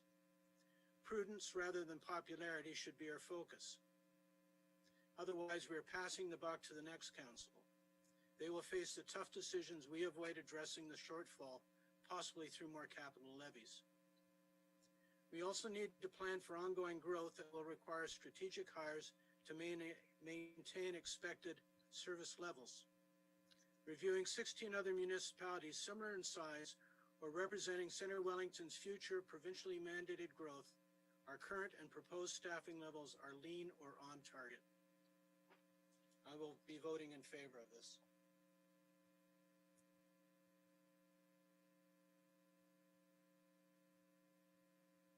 Just a few comments for myself, and then I'll call the question. Yeah, thanks to Andy for leadership on this budget. Thanks to Dan and Mark for playing such a strong role and providing a presentation and budget book that is exceptional. You know, and especially doing it during a year of COVID, where we have significant pressures on our staff that I don't think all of us realize. But I do. I appreciate the time and effort in pulling something together when you're dealing with an unknown. So thanks for all the work that you've done in pulling it together in an understandable way. And thanks for your responses to the questions. It always amazes me how much Dan and Mark, how much about the operations you can handle on your own before you have to pass it to one of the department heads. That's a characteristic of really good finance folks when they don't just know the numbers, but they understand the reasons why we're spending those numbers. And that's something I don't take for granted, that we have excellent staff who know how to do this budget process and do it well. Budget process has been a long process, as I mentioned before, significantly longer than any of the other municipalities within the county and the county itself. We have lots of opportunity to provide direction to staff so that they're prepared to provide a budget that is consistent with council direction. For me, as the mayor and the chair of these meetings, when council provides direction based on a series of inputs and staff not only meet but exceed those expectations, that goes a long way for me because that's council's role. I think sometimes we do get mixed up on what council's role is, and I don't want to get into that now because obviously there's differences around the table on what the member of council is all about anyway. But as far as this budget, I'm very supportive of this budget, as I mentioned in my upfront comments, because it is completely consistent with the direction that the elected body has given to staff and good work in doing all the resting. I'd love to be a fly in the wall when the senior management team are having these discussions on how they can meet council direction and still be able to provide essential services. That's not an easy balance to play. And I know that our senior team takes that very seriously. So thanks for doing that, and thanks for providing us with a budget that is as good as it is. So I will be voting in favor of this budget, and I will turn it over to our clerk to run through the recorded vote. Point of order, Mayor, point of order. What's your point of order, Councillor Foster? Councillor McElwain made a motion. You told him we couldn't deal with it because we had a motion on the floor. Later in the meeting, you declared that we don't have a motion on the floor, that you hadn't called the vote. Which one is it? think Yeah, I we have think- to deal with Councillor McElwain's motion because you didn't call the question. You told us so. You can't have it both ways, Your Worship. But I can hear you the first time you ask the question. You don't have to repeat it all the time. I never did say we don't have a motion on the floor. You're getting me mixed up with Councillor Kittrus. I said Then we let's have deal with the motion. Let's deal with the motion. He made a motion, Councillor McElwain. You didn't deal with it. Please don't interrupt me again, or you can leave the meeting. What I did say is we have a motion on the floor because it was moved and seconded. I've never changed the ruling on that. Just pull out the procedures bylaw and you know that. So at this point, I will call the clerk to go through the recorded vote process. Carrie. Thank you. Councillor Van Leeuwen, Yes. Councillor Foster, Not a chance, no. Councillor McElwain, No. Councillor McCray, Yes. Councillor Kittrus, No. Councillor Dunsmore, Yes. Mayor Linton. Yes. That does in fact carry.